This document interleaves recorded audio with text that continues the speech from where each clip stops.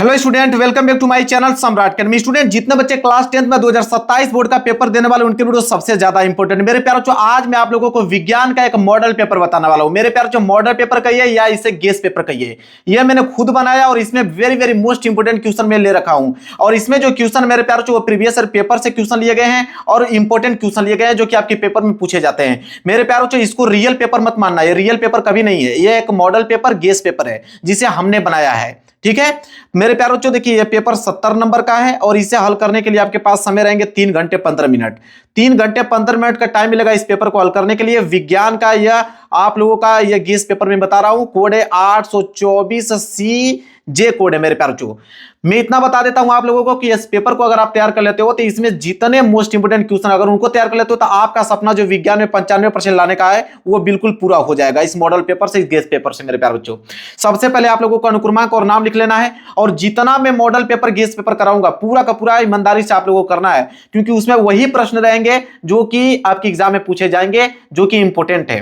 ठीक है, देखिए सबसे पहले आप लोगों को यहां पे सामान्य निर्देश दिया गया है। सामान्य निर्देश आप लोगों को एक बार जरूर से पढ़ना है। जो आपके पेपर में सामान्य निर्देश दिए रहेंगे वही इस मॉडल पेपर में भी सामान्य निर्देश हैं, वही सेम टू सेम। ठीक है, पहला यहां पे है कि प्रारंभ के 15 मिनट परीक्षार्थियों को प्रश्न पत्र पढ़ने के लिए निर्धारित है। शुरू के 15 मिनट आपको टाइम मिलेगा इस पेपर को पढ़ने के लिए और 3 घंटे में इस पेपर को सॉल्व करना है। दूसरा है कि इस प्रश्न पत्र में 2 खंड दिए रहेंगे, एक खंड अ एक आएगा खंड ब, मतलब एक खंड अ एक आएगा खंड ब, 2 खंडों में यह पेपर विभाजित है। तीसरा है कि खंड अ तथा खंड ब 3 उपखंडों उपखंड क ख ग में विभाजित है। कहने का मतलब है कि खंड अ में भी 3 उपखंड रहेंगे, खंड ब में भी 3 उपखंड रहेंगे। 3 उपखंड इसलिए होता है क्योंकि यहाँ पे फिजिक्स, केमिस्ट्री और बायोलॉजी तीनों के अलग अलग उपखंड बनते हैं। ठीक है, चलिए आगे बढ़ते हैं। चौथा देखिए, प्रश्न पत्र के खंड अ में बहुविकल्पीय प्रश्न है जिसमें सही विकल्प का चुनाव कर OMR शीट पर नीले अथवा काले बॉल पॉइंट पेन से सही विकल्प वाले गोले को पूर्ण रूप से भरें। कह रहा है कि खंड अ में बहुविकल्पीय प्रश्न रहेंगे कितने, तो टोटल 20 बहुविकल्पीय प्रश्न रहेगा जिसमें आपके फिजिक्स के भी प्रश्न रहेंगे, केमिस्ट्री के भी रहेंगे और बायोलॉजी के, तीनों मिलाकर 20 बहुविकल्पीय प्रश्न बनता है। ठीक है, इसके बाद कह रहा है कि उसका उत्तर आपको OMR शीट पे देना होगा, एक अलग से OMR शीट मिलेगी 20 बहुविकल्पीय प्रश्नों का, उसमें आपको करना होगा। आप नीले पेन का यूज कीजिए या काले पेन का यूज कीजिए। पेन आपका बॉल पॉइंट पेन लेके जाना, देखिए जेल वाला पेन मत लेके जाइएगा, जेल वाले पेन से फैलने लगता है, OMR शीट आप लोगों का खराब हो सकता है, इसलिए आप बॉल पॉइंट डॉट पेन का इस्तेमाल करें आप लोग। इसके बाद बोला कि खंड अ में बहुविकल्पीय प्रश्न हेतु प्रत्येक प्रश्न के लिए 1 अंक निर्धारित है। कह रहा है कि एक प्रश्न जो है ना वो 1 नंबर के लिए पूछा जाएगा, मतलब कि टोटल 20 बहुविकल्पीय प्रश्न आएंगे जो कि 20 नंबर के लिए पूछा जाएगा। 20 बहुविकल्पीय प्रश्न 20 नंबर के लिए पूछा जाएगा। इसके बाद अब आएगा खंड ब। खंड ब में रहेंगे वर्णनात्मक प्रश्न। वर्णनात्मक प्रश्न कितने नंबर का रहेगा, 50 नंबर का वर्णनात्मक प्रश्न पूछा जाएगा। इसके बाद है कि प्रत्येक प्रश्न के सम्मुख उनके निर्धारित अंक दिए गए हैं। हर एक प्रश्न के आगे लिखा हुआ मिलेगा कि प्रश्न 1 नंबर का है या 2 नंबर का है या 4 नंबर का या 6 नंबर का है। जितना भी नंबर का कोई भी प्रश्न रहेगा उसके सामने लिखा हुआ मिलेगा। फिर कह रहा है कि खंड ब के प्रत्येक उपखंड के सभी प्रश्न एक साथ करना आवश्यक है। प्रत्येक उपखंड नए पृष्ठ से प्रारंभ किया जाए। कह रहा है कि खंड ब में 3 उपखंड रहेगा, मैंने बताया ना कि फिजिक्स का रहेगा, इसके बाद केमिस्ट्री का रहेगा, इसके बाद ग वाला बायोलॉजी का रहेगा। अगर आप फिजिक्स का कर दे रहे हो क वाला, इसके बाद केमिस्ट्री का ख वाला करने जा रहे हो ना, तो नए पेज से आप लोग प्रारंभ कीजिएगा हल करना है। इसी तरह बायोलॉजी वाला जब जाइएगा ग वाला करने के लिए तो उसको नए पेज से आपको प्रारंभ करना है। इसके बाद लास्ट निर्देश है कि सभी प्रश्न अनिवार्य हैं। इसमें जितने भी प्रश्न दिए गए हैं सारे के सारे प्रश्न करना अनिवार्य है। तो ये था निर्देश जो कि आपके पेपर में जो निर्देश पूछा जाएगा सेम टू सेम यहाँ पे भी मैं निर्देश लिख के लेके आया हूँ। क्लियर है, निर्देश समझ में आ गया। चलिए पेपर इधर से स्टार्ट हो रहा है, मैं पेपर आप लोगों को दिखाता हूँ। देखिए मेरे प्यारे बच्चों, पेपर आप लोगों का यहां से स्टार्ट। सबसे पहले आएगा खंड अ। सबसे पहले क्या आएगा, खंड अ आएगा और खंड अ में क्या रहेंगे, बहुविकल्पीय प्रश्न रहेंगे। खंड अ में क्या रहेगा, बहुविकल्पीय प्रश्न आएगा। सबसे पहले आया उपभाग फर्स्ट। उपभाग फर्स्ट मतलब फिजिक्स वाला प्रश्न आ गया। सबसे पहले क्या आया, फिजिक्स का प्रश्न रहेगा। और देखिए क्या बोला है, बहुविकल्पीय प्रश्न टोटल कितने हैं, 20 बहुविकल्पीय प्रश्न है जो कि कितने नंबर के लिए रहेंगे, 20 नंबर के लिए रहेंगे, मतलब एक प्रश्न 1 नंबर के लिए पूछा जाएगा। देखिए पहला प्रश्न क्या बोला है उसको ध्यान से आप लोग पढ़िए, बहुत इंपॉर्टेंट प्रश्न है। पहला प्रश्न क्या बोला है कि किसी बिंब का अवतल दर्पण द्वारा बना प्रतिबिंब आभासी, सीधा तथा बिंब से बड़ा पाया गया। बिंब की स्थिति कहां होनी चाहिए। लो भाई, बहुत इंपॉर्टेंट प्रश्न आ गया, पहला प्रश्न है 1 नंबर के लिए। अब कह रहा है कि अवतल दर्पण में हम किसी वस्तु को कहां पे रखेंगे कि उसका प्रतिबिंब आभासी बनेगा, सीधा बनेगा और वस्तु से बड़ा बनेगा। इसका क्या होगा राइट आंसर? तो मेरे प्यारे बच्चों याद रख लीजिएगा कि अवतल दर्पण में जब वस्तु को हम ध्रुव तथा फोकस के बीच रखेंगे, मतलब P और F के बीच रखेंगे, तब जाके वस्तु का जो प्रतिबिंब होगा आभासी बनेगा, सीधा बनेगा और बिंब से बड़ा बनेगा। बहुत ही ज्यादा वेरी वेरी मोस्ट इंपोर्टेंट प्रश्न है, याद कर लीजिए। इसमें जो 20 बहुविकल्पीय प्रश्न लिया हूं सारे के सारे इंपोर्टेंट प्रश्न हैं जो कि आपके पेपर में पूछे जाएंगे। इसके बाद देखिए दूसरा क्या है कि किसी गोलीय दर्पण तथा किसी पतले गोलीय लेंस दोनों की फोकस दूरियां -15 सेंटीमीटर है, तो दर्पण तथा लेंस संभवतः है। 1 नंबर के लिए प्रश्न ये भी है। अब कितना ज्यादा सिंपल प्रश्न पूछ दिया है। बोला है कि गोलीय दर्पण तथा किसी पतले गोलीय लेंस दोनों की फोकस दूरी -15 में दिया है, ठीक है। तो एक बात मैं आपको बता देता हूं कि अगर वह, याद रखिएगा कि अवतल दर्पण में, याद रखिए मैं बोल रहा हूं अवतल दर्पण में भी फोकस दूरी माइनस में होता है और अवतल लेंस में भी फोकस दूरी माइनस में होता है, मतलब दोनों ही क्या होंगे, अवतल होंगे।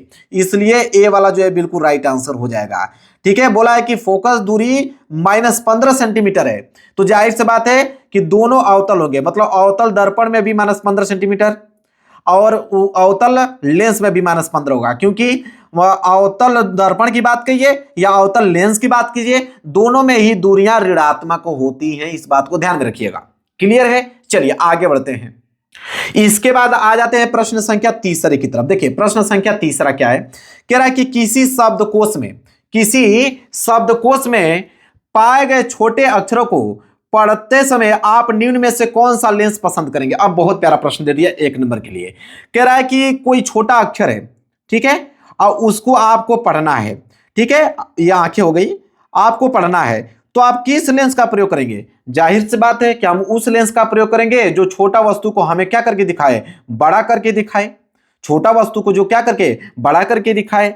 तो मेरे प्यारों से एक बात आपको बता देता हूं, इतना बात दिमाग में फिट कर लीजिएगा, तो वो होगा आप लोगों का उत्तल लेंस, वो होगा उत्तल लेंस, क्योंकि उत्तल लेंस वस्तु को बड़ा प्रतिबिंब दिखाता है, ठीक है। तो इतना बात हमको समझ में आ गया कि अवतल लेंस वाला कोई ऑप्शन नहीं होगा, तो अवतल वाला जितना भी ऑप्शन होगा उसको आप कट कर दीजिएगा। तो 2 ही ऑप्शन उत्तल लेंस का बचा, एक बचा आपका उत्तल लेंस सी वाला ऑप्शन है, एक उत्तल लेंस आपका ए वाला ऑप्शन है। लेकिन इसमें 50 सेंटीमीटर फोकस दूरी दिया है, इसमें आपका 10 सेंटीमीटर फोकस दूरी दिया है। लेकिन आपको एक बात फिर से बताना चाहूंगा कि जिसकी फोकस दूरी जितना ही कम होगा उसका प्रतिबिंब उतना ही ज्यादा बड़ा बनेगा। तो फोकस दूरी 10 सेंटीमीटर कम है, इसलिए सी वाला ऑप्शन जो होगा बिल्कुल राइट आंसर हो जाएगा। है ना लॉजिकल प्रश्न, है ना इंपॉर्टेंट प्रश्न। चलिए आगे बढ़ते हैं प्रश्न संख्या 4 की तरफ। प्रश्न संख्या 4 क्या है कि मानव नेत्र जिस भाग पर किसी वस्तु का प्रतिबिंब बनता है वह है, मतलब कि आंखों में किसी वस्तु का प्रतिबिंब कहां बनता है, कार्निया पे, परितारिका पे, पुतली पे कि दृष्टिपटल पे। तो मेरे प्यारों इसका हो जाएगा ऑप्शन नंबर डी, दृष्टिपटल। और दृष्टिपटल को हम लोग क्या कहते हैं, रेटिना कहते हैं। क्या कहते हैं, रेटिना कहते हैं। क्लियर है? तो किसी वस्तु का प्रतिबिंब आपकी आंखों में कहां बनता है, रेटिना पर बनता है, जिसे हम लोग दृष्टिपटल कहते हैं हिंदी में। क्लियर है? चलिए आगे बढ़ते हैं अगले प्रश्न की तरफ। प्रश्न संख्या 5वां, प्रश्न संख्या 5वां, यहां पे न्यूमेरिकल दे दिया, बहुत ही ज्यादा प्यारा प्रश्न, इसको खुद में सॉल्व करके आप लोगों को दिखाने वाला हूं। कह रहा है कि 2 चालक तार जिनके पदार्थ, लंबाई तथा व्यास समान है। चलिए बहुत अच्छी बात है। दो चालक तार जिनके पदार्थ भी समान है, लंबाई भी समान है, व्यास भी समान है। कह रहा है कि किसी विद्युत परिपथ में पहले उसे हम लोग श्रेणी क्रम में, फिर पार्श्व क्रम मतलब समांतर क्रम में संयोजित किए जाते हैं। तो बताए कि श्रेणी क्रम और पार्श्व क्रम संयोजन में उत्पन्न ऊष्माओं का अनुपात क्या होगा। इस पे आप ट्रिपल स्टार बना लीजिए, इस पे आप ट्रिपल स्टार बना लीजिए। बहुत ही ज्यादा प्यारा प्रश्न है और ये प्रश्न आप लोगों को 2027 बोर्ड की पेपर में देखने को मिलेगा। समझ लीजिए इतना प्यारा प्रश्न है। हाँ, इसको हल करके मैं दिखाता हूं आप लोगों को। ठीक है, चलिए हल करते हैं इसको। देखिए सबसे पहले हम लोग क्या करेंगे, हल को समझिए मेरे प्यारों से। यहां पे हम करते हैं इसको सॉल्व, इसको हम लोग करते हैं यहाँ पे सॉल्व करते हैं। ध्यान समझिएगा। सबसे पहले हम इसका प्रतिरोध मान लेते हैं। तो लिखेंगे यहाँ पे कि मान लीजिए प्रत्येक चालक तार का प्रतिरोध कितना है, आर। तो यहाँ पे मैं लिख देता हूं, यहाँ प्रतिरोध कितना हो जाएगा, आर हो जाएगा। प्रतिरोध को हमने आर मान लिया। आप लोग लिखिएगा ऐसे, मैं जो बता रहा हूं आप लोग ऐसे लिखना चाहेंगे तो लिख सकते हैं, लेकिन हालांकि यहाँ पे ऑब्जेक्टिव प्रश्न है तो लिखने की कोई जरूरत नहीं, हमें तो आंसर से मतलब है। तो प्रतिरोध को हमने क्या मान लिया, आर मान लिया। कि मान लीजिए कि प्रत्येक चालक तार का प्रतिरोध कितना है, आर है। तो कह रहा है सबसे पहले उसे हम लोग श्रेणी क्रम में सजाएंगे। सबसे पहले हम लोग क्या करेंगे, इसे श्रेणी क्रम में सजाएंगे। अब आप ही समझिए कि दो चालक तार हैं, तो एक तार का प्रतिरोध R हो गया, क्लियर है, तो दूसरे का भी क्या हो जाएगा, R हो जाएगा। तो मतलब दोनों चालक तार का प्रतिरोध हमने R मान लिया, ठीक है। तो कह रहा पहले श्रेणी क्रम में जोड़िए, कोई दिक्कत नहीं है। चलिए, तो यहां सबसे पहले हम लोग किस में जोड़ेंगे, श्रेणी क्रम में। तो देखिए यहां पे हम लोग जोड़ते हैं श्रेणी क्रम, श्रेणी क्रम में, क्लियर है। चलिए, बहुत आसान है मेरे प्यारे बच्चों। तो श्रेणी क्रम में जोड़ेंगे। श्रेणी क्रम में क्या होता है, देखिए, तो श्रेणी क्रम को हम लोग लिखते हैं RS, RS यस मतलब सीरीज होता है, ठीक है। श्रेणी क्रम में कुल प्रतिरोध हम लोग निकाल रहे हैं RS। तो श्रेणी क्रम का फॉर्मूला यह कहता है कि जितने भी प्रतिरोध है दोनों को जोड़ दीजिए, मतलब कि R प्लस R हो जाएगा, तो ये हो जाएगा R प्लस R, R मिलकर हो जाएगा टोटल 2R। तो टोटल प्रतिरोध कितना हो गया, 2R हो गया, किसमें, श्रेणी क्रम में, ठीक है। श्रेणी क्रम में टोटल प्रतिरोध कितना हो गया, 2R। अब यहां पे उष्मा पूछा, तो उष्मा भी निकाल लेते हैं कि श्रेणी क्रम में उष्मा कितना उत्पन्न होगा। तो हम लिखेंगे कि जूल के ऊष्मीय नियम के अनुसार हम लोग जानते हैं कि फार्मूला होता है कि H बराबर V स्क्वायर T, और बटे में क्या होता है, R होता है, बटे में क्या होता है, R होता है। तो चलिए हम लोग निकाल लेते हैं कि श्रेणी क्रम में उत्पन्न उष्मा कितना हुआ। तो यहां पर लिखेंगे श्रेणी क्रम में उत्पन्न उष्मा, लिखेंगे यहां पे कि श्रेणी क्रम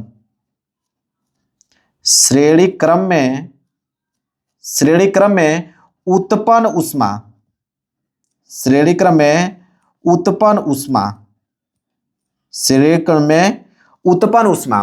तो श्रेणी क्रम में उत्पन्न उष्मा कितना होगा, देखिए, तो यहां पे हम निकालेंगे HS बराबर, ठीक है, मतलब हीट, H मतलब ये हीट, किस में, श्रेणी क्रम में, मतलब S में। तो HS का वैल्यू क्या होगा, देखिए ध्यान से, V स्क्वायर T, तो इसको हम लिखेंगे V स्क्वायर T, और बटे में R मतलब प्रतिरोध, तो टोटल प्रतिरोध श्रेणी क्रम में कितना निकला है, 2R, तो ये हो जाएगा 2R हो जाएगा। क्लियर है मेरे प्यारे बच्चों, क्लियर है। तो ये श्रेणी क्रम में उत्पन्न उष्मा निकल गया। अब हम इसको समांतर क्रम में निकालते हैं, ठीक है। तो अब यहां पर लिखेंगे हम लोग कि अब इसी प्रतिरोधों को अगर हम लोग समांतर क्रम में जोड़ेंगे तो टोटल प्रतिरोध कितना होगा। तो चलिए पहले समांतर क्रम में जोड़ लेते हैं।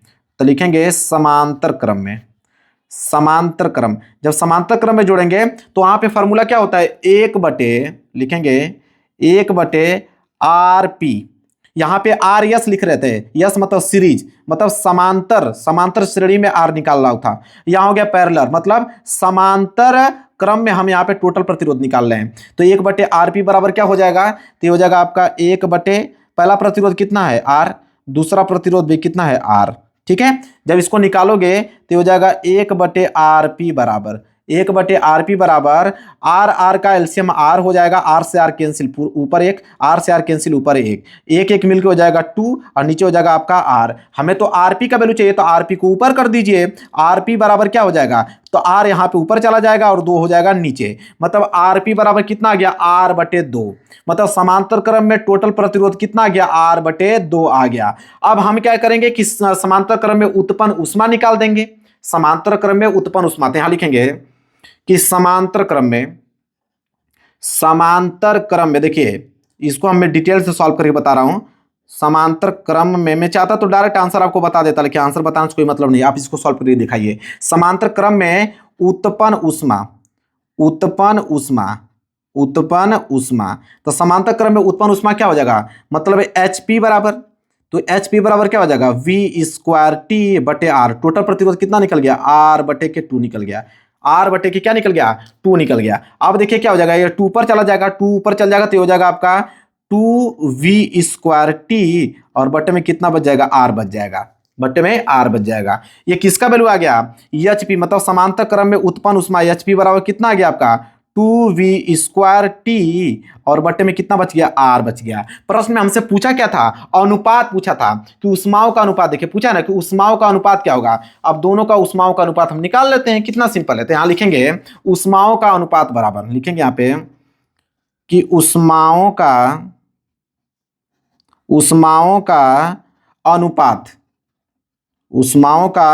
अनुपात, तो उष्माओं का अनुपात बराबर क्या हो जाएगा, तो एक था हम श्रेणी क्रम में जोड़े थे, तो इसका HP का मान आया था HS का, श्रेणी क्रम में HS संबंधे HP, ठीक है, HS संबंधे HP का वैल्यू। चलिए देखते हैं, तो इसको हम ऐसे लिख सकते हैं कि HS बटे में HP, मतलब कि इस समांतर क्रम में उष्मा कितना है, श्रेणी क्रम में उस उत्पन्न उष्मा कितना है। तो भाई एच एस का वैल्यू कितना आया, देखिए एच एस का वैल्यू यहाँ पे हम निकाले थे तो वी स्क्वायर टी बटे 2r आया था।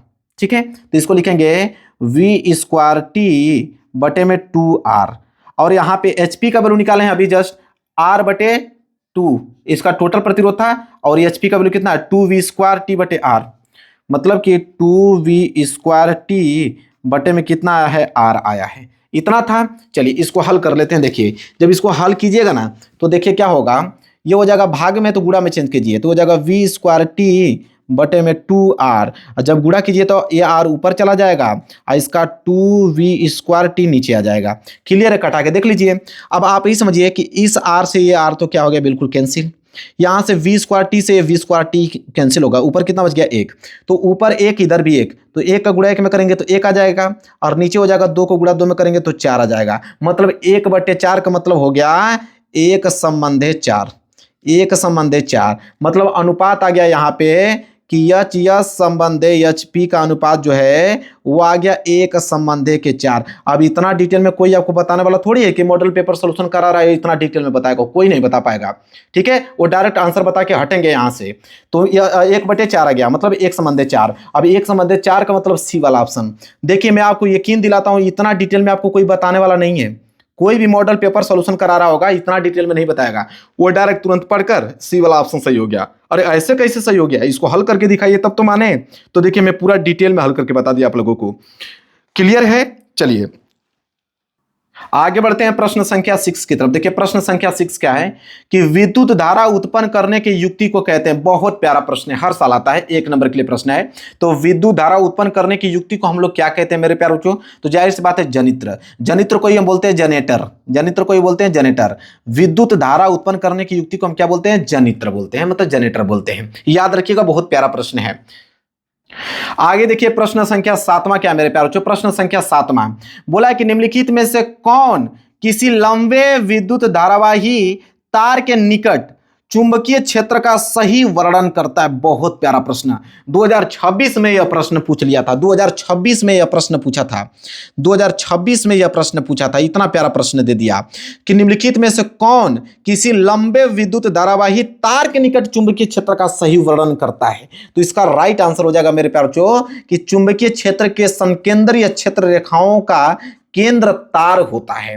मेरे प्यारों बच्चों बहुत प्यारा प्रश्न है, डबल स्टार बना लीजिए। अब आजकल ऐसे ही प्रश्न बनने लगे हैं मेरे प्यारे बच्चों, आजकल ऐसे प्रश्न बनने लगे हैं। अब भूल जाइए कि छोटा छोटा प्रश्न पूछ रहा है, लॉजिकल प्रश्न पूछ रहा है, इस बात को हमेशा ध्यान में रखिएगा। ठीक है, चलिए अन्यथा आप 2026 का पेपर उठा के देख लीजिए कैसे कैसे प्रश्न बने हुए हैं, उसी की बेस पे मैंने 2027 का मॉडल पेपर बनाया है। ठीक है, और देखिए उपभाग दूसरा आ गया। उपभाग पहला फिजिक्स का था, अब उपभाग दूसरा जो है वो केमिस्ट्री का आ गया। किसका आ गया, केमिस्ट्री का आ गया। चलिए देखते हैं प्रश्न संख्या 8वां बोला है कि 1 विलियन लाल लिटमस को नीला करता है, इसका पीएच मान संभव है। अब देखिए लाल को नीला कर रहा है, ठीक है, लाल को नीला कर रहा है। कोई लिटमस पेपर है जो लाल को क्या कर दे रहा है, नीला कर दे रहा है। तो लाल को जो नीला कर दे रहा है इसका मतलब क्षार है, इसका मतलब वो कैसा है, क्षार है। क्षार क्या करता है, लाल को नीला कर देता है। और क्षार का मान क्या होता है, आपको भी मैंने बताया था कि यहां से 0 से स्टार्ट होता है और कहां तक जाता है, बीच में 7 आता है, इसके बाद आता है 14। मैंने आपको बताया था कि 7 उदासीन होता है, 7 से जैसे बढ़ोगे वो क्षारीय कहलाता जाएगा। तो 7 से अधिक मान कौन सा है, तो 7 से अधिक मान 8 है, मतलब जाहिर सी बात है 8 है, इसीलिए क्षारीय है। ठीक है, तो यहां पे क्या हो जाएगा 8, डी वाला ऑप्शन जो है बिल्कुल राइट आंसर हो जाएगा। है ना प्यारा प्रश्न, समझ में आ रहा है आप लोगों को। देखिए ऐसे प्रश्न पूछे जाएंगे। अब प्रश्न संख्या 9 देखिए, कह रहा है कि जिंक चूर्ण पर तनु सल्फ्यूरिक अम्ल की क्रिया से गैस निकलती है। लो भाई, अब ये क्या पूछ दिया कि जिंक चूर्ण पर तनु सल्फ्यूरिक अम्ल की क्रिया से गैस निकलता है, मतलब कि मैं रिएक्शन बता रहा हूं। कह रहा है कि जिंक है, बहुत बढ़िया, यहां पे जिंक है, ठीक है। अब जिंक के साथ अभिक्रिया करा रहा है, किसका, सल्फ्यूरिक अम्ल का, मतलब H2SO4 का अभिक्रिया कर रहा है। तो जिंक के साथ सल्फ्यूरिक अम्ल की अभिक्रिया करेंगे तो क्या बनेगा, एक बनेगा आपका जिंक सल्फेट ZnSO4 और प्लस बचेगा H2 हाइड्रोजन गैस। तो वही पूछा है कि कौन सी गैस निकलती है, तो देखिए हाइड्रोजन गैस निकलती है, मतलब डी वाला ऑप्शन जो है बिल्कुल राइट आंसर हो जाएगा, डी वाला, हाइड्रोजन गैस निकलती है। लो भाई, रिएक्शन भी लिख के बता दिया, कोई नहीं बताएगा कि अगर जिंक सल्फ्यूरिक अम्ल के साथ अभिक्रिया करेगा तो जिंक सल्फेट बनाएगा, और साथ ही साथ हाइड्रोजन गैस निकलेगा। वही तो पूछा है कि जिंक चूड़ पर तनु सल्फ्यूरिक अम्ल की क्रिया से गैस निकलती है। कौन सी गैस निकलती है? हाइड्रोजन गैस निकलती है ना? प्यारा प्रश्न है ना? सिंपल, समझ में आ गया आप लोगों को। चलिए प्रश्न 10वां देखिए, लॉजिकल बताऊंगा, जो मॉडल पेपर कराऊंगा जेन्युइन कराऊंगा, उसमें इंपॉर्टेंट प्रश्न ही रहने वाले हैं। कह रहा है कि एल्काइन का सामान्य सूत्र होता है। लो भाई, यहां से एक प्रश्न लिख लो कि 2027 में एक प्रश्न यहां से बनेगा। 2027 में एक प्रश्न यहां से बनना अनिवार्य है। कौन सा? देखिए, अब यहां पूछा है कि एल्काइन का सामान्य सूत्र है, ठीक है। तो यहां मैं आपको कुछ बता देता हूं जो पेपर में आते हैं। तो एक आता है आपका एल्केन, लिख लीजिए, एक आता है आपका एल्केन, ठीक है। एल्केन के बाद आता है आपका एक एल्कीन, एल्कीन आता है, और एक आता है एल्काइन जो कि पूछा हुआ है, एल्काइन। यही तीन पूछता है, यही तीन पूछता है, यही तीन पूछता है, याद रख लीजिएगा।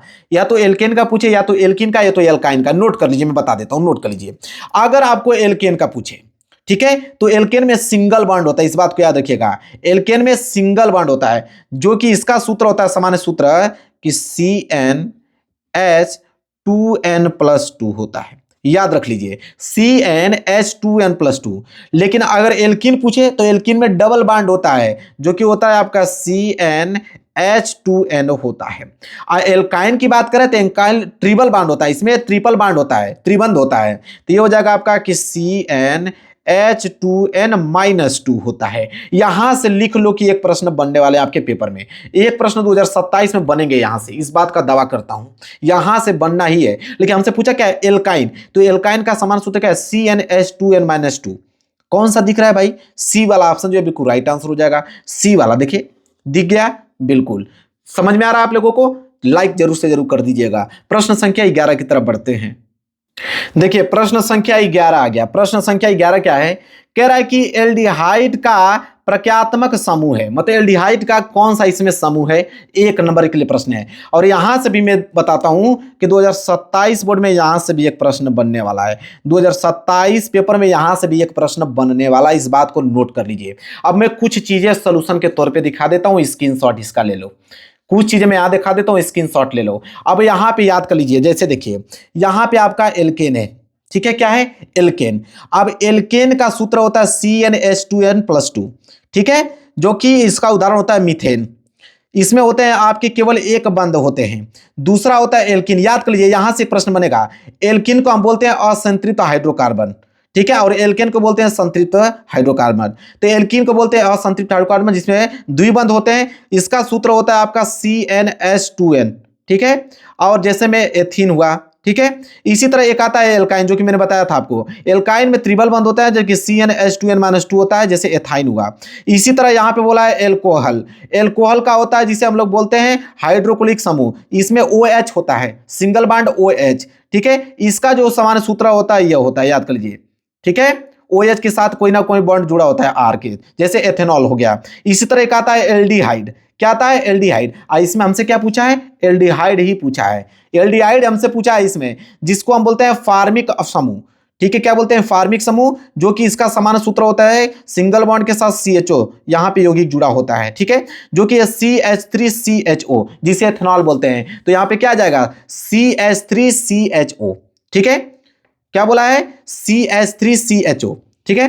देखो यहां पे CHO के साथ जुड़ा होगा, CHO। अब देखिए कौन सा यहां पे दिख रहा है आपको? CHO, CHO। लो भाई, बी वाला ऑप्शन जो है बिल्कुल राइट आंसर हो जाएगा। यहां से एक प्रश्न घेर लो, यहां से एक प्रश्न बनेगा आपके पेपर में, जो लिस्ट ये दिखा रहा हूं इसमें बनेगा।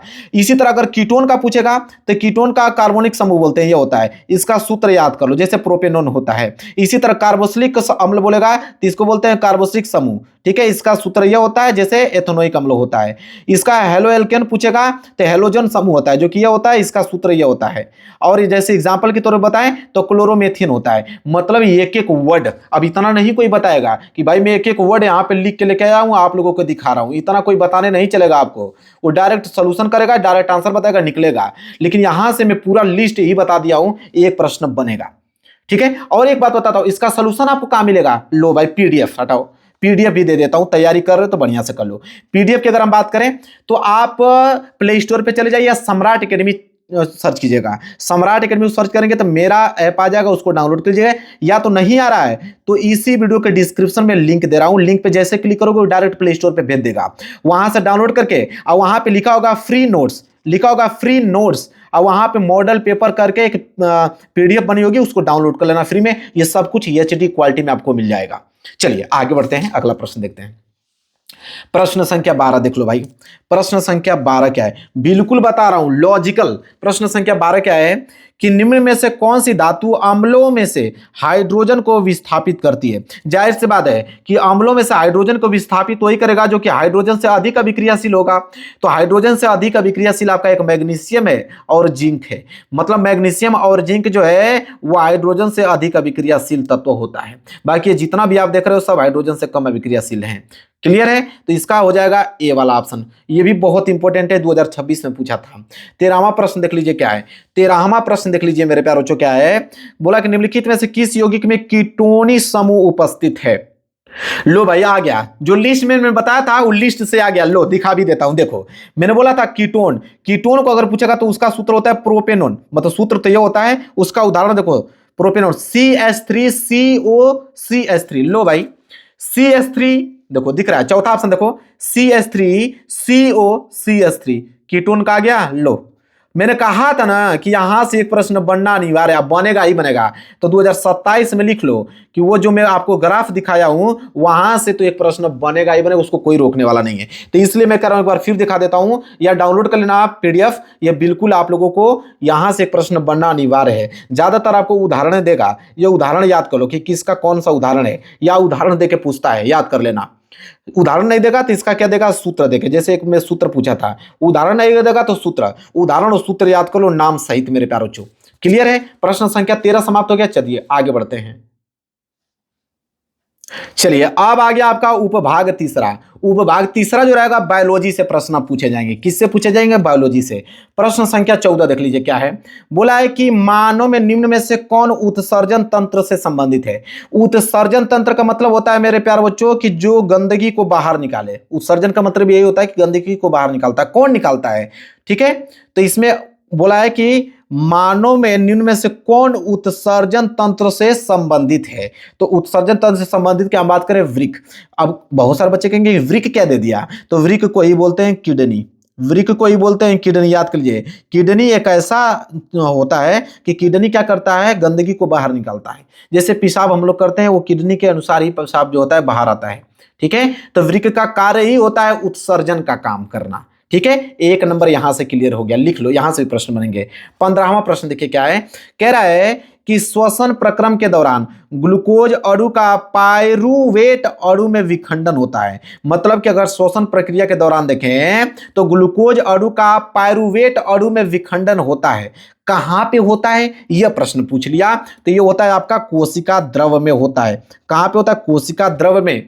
बी वाला ऑप्शन जो है बिल्कुल राइट आंसर हो जाएगा। 16वां प्रश्न देख लीजिए क्या है कि जीवों में अपने कायिक भाग से नए जीव के निर्माण की क्षमता को कहा जाता है। एक नंबर के लिए प्रश्न है। तो देखिए जीवों के अपने कायिक भाव से नए जीव के निर्माण, मतलब कि देखो जैसे ये होता है, कोई एक जीव हो गया, अगर जीव को मैंने काट दिया 3 भागों में, तो यह 3 अलग अलग टुकड़े हो गए। अब तीनों अलग अलग टुकड़े पुनः फिर से एक जीव का निर्माण कर देंगे, उसको हम लोग क्या बोलते हैं, पुनरुद्भवन बोलते हैं।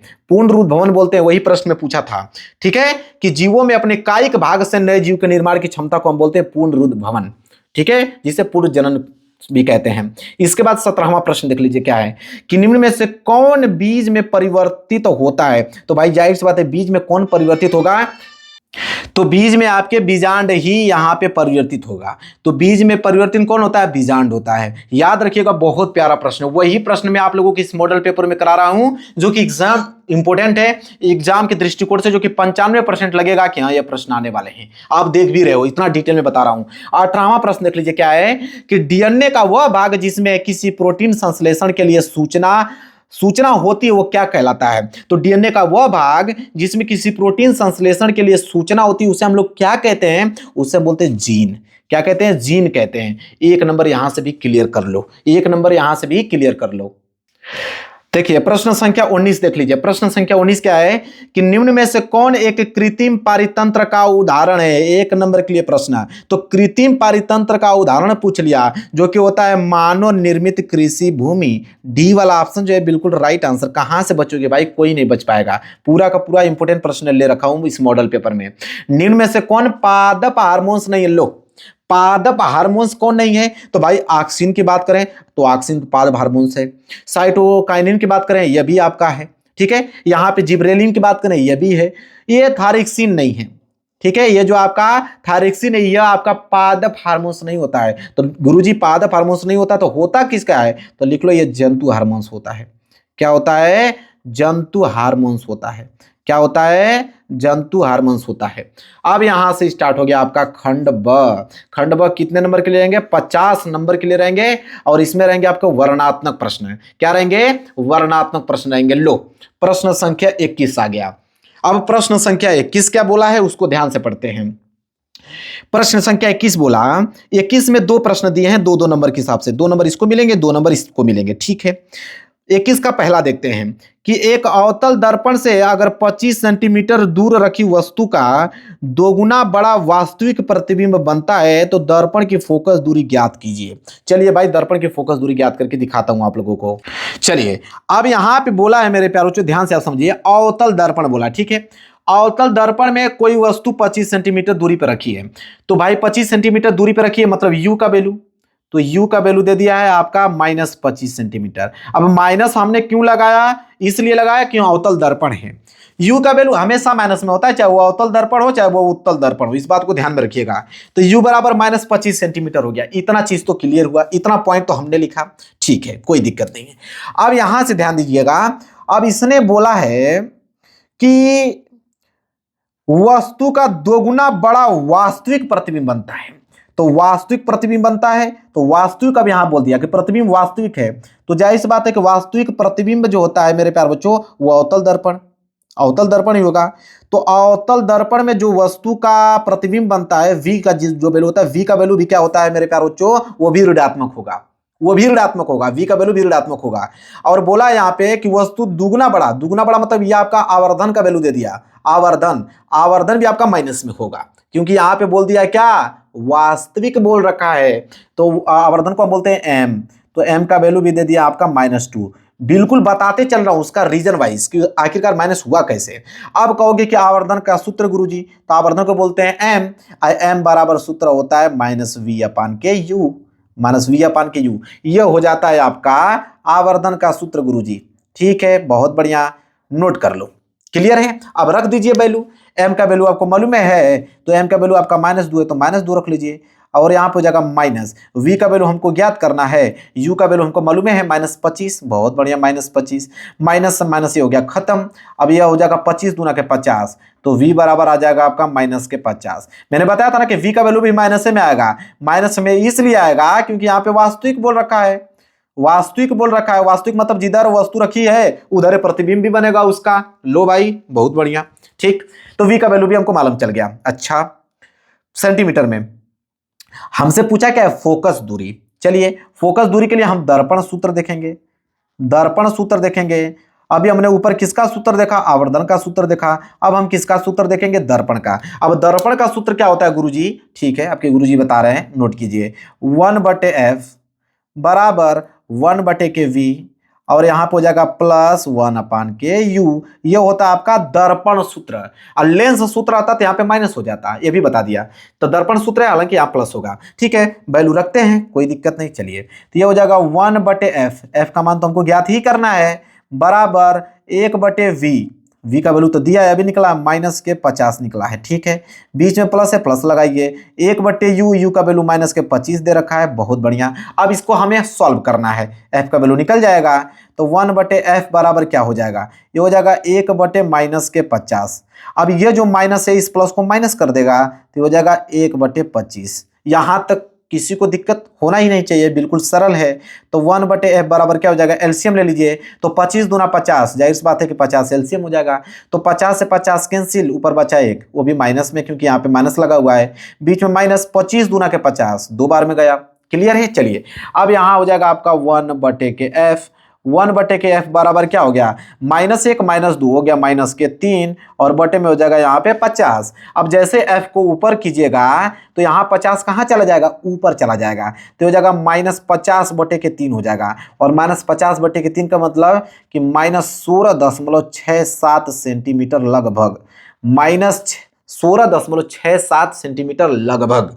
ठीक है, यह फोकस दूरी निकल गया। लो भाई, यही प्रश्न में पूछा था ना फोकस दूरी। अब इतना डिटेल में कौन आपको बताएगा भाई, कोई मॉडल पेपर इतना डिटेल में सॉल्व नहीं करके दिखा पाएगा। ठीक है, चलिए तो 2 नंबर तो यहां से क्लियर हो गया, लेकिन 21 का दूसरा वाला भी प्रश्न करना है अगर 2 नंबर चाहिए तो। ठीक है, इसको भी हम लोग देख लेते हैं। चलिए, बोला कि संलग्न चित्र में, ये चित्र आप देख रहे हो, चित्र है, ठीक है, संलग्न चित्र में अपवर्तन कोण तथा माध्यम बी का माध्यम ए के सापेक्ष अपवर्तनांक ज्ञात कीजिए। अच्छा ठीक है, अपवर्तन कोण, ठीक है, अपवर्तन कोण का भी मान ज्ञात करना है और माध्यम बी का माध्यम ए के सापेक्ष अपवर्तनांक भी ज्ञात करना है। यहाँ पे साइन 60 का वैल्यू दे रखा है, साइन 60 का वैल्यू माइनस करनी में 3/2 दे रखा है और साइन 45 का मान भी दे रखा है 1/2। ठीक है, बहुत बढ़िया है, इसको सॉल्व करना है। चलिए देखिए, इसको हम कैसे सॉल्व करेंगे, एक पेज ले लेते हैं तभी तो मजा आएगा। अब आप ध्यान से एक चीज देखिए, हमको साइन 60 का साइन 45 का वैल्यू दे रखा है, बहुत बढ़िया। अब एक चीज आपको ध्यान में रखना है, वो क्या है समझिए। अब हम पहले बात करेंगे अपवर्तन कोण आर के वैल्यू। ठीक है, अपवर्तन कोण, अब अपवर्तन कोण क्या होता है, यह होता है आपका अपवर्तन कोण जो कि आर का वैल्यू होता है। क्लियर है, ठीक गुरुजी। और यह होता है आपका आई का वैल्यू, यह किसका होता है, आई का वैल्यू होता है। ठीक है, बहुत बढ़िया। अब यहां पे टोटल 90 अंश का कोण होता है, तो 90 में से 45 घटाओगे तो ये हो जाएगा आपका 45। बहुत बढ़िया, आई का मान 45 अंश आ गया। अब आर का मान बात करें तो आर का मान 90 में से 30 को घटा दीजिए, मतलब 60 अंश जो है आर का मान आ गया। मतलब एक चीज तो हमको कंफर्म हो गया कि आई का मान आ गया 45 अंश और आर का मान आ गया आपका कितना, 60 अंश। हालांकि हमसे पूछा था प्रश्न में, पूछा था कि अपवर्तन कोण का मान आपको बताना है, तो अपवर्तन कोण का मान कितना आ गया, 60 अंश। लिख लीजिएगा, अपवर्तन कोण का मान कितना आ गया, 60 अंश आ गया। जो कि कैसे निकला है, तो हम क्या किए, 90 में से 30 को घटा दिए, ये 30 को घटा दिए, निकल गया है, बहुत बढ़िया, अच्छा है। चलिए आगे क्या कर सकते हैं, आगे हमसे पूछा है कि माध्यम बी का माध्यम ए के सापेक्ष अपवर्तनांक बताइए। ठीक है, मतलब कि अब स्नेल का नियम लगाएंगे।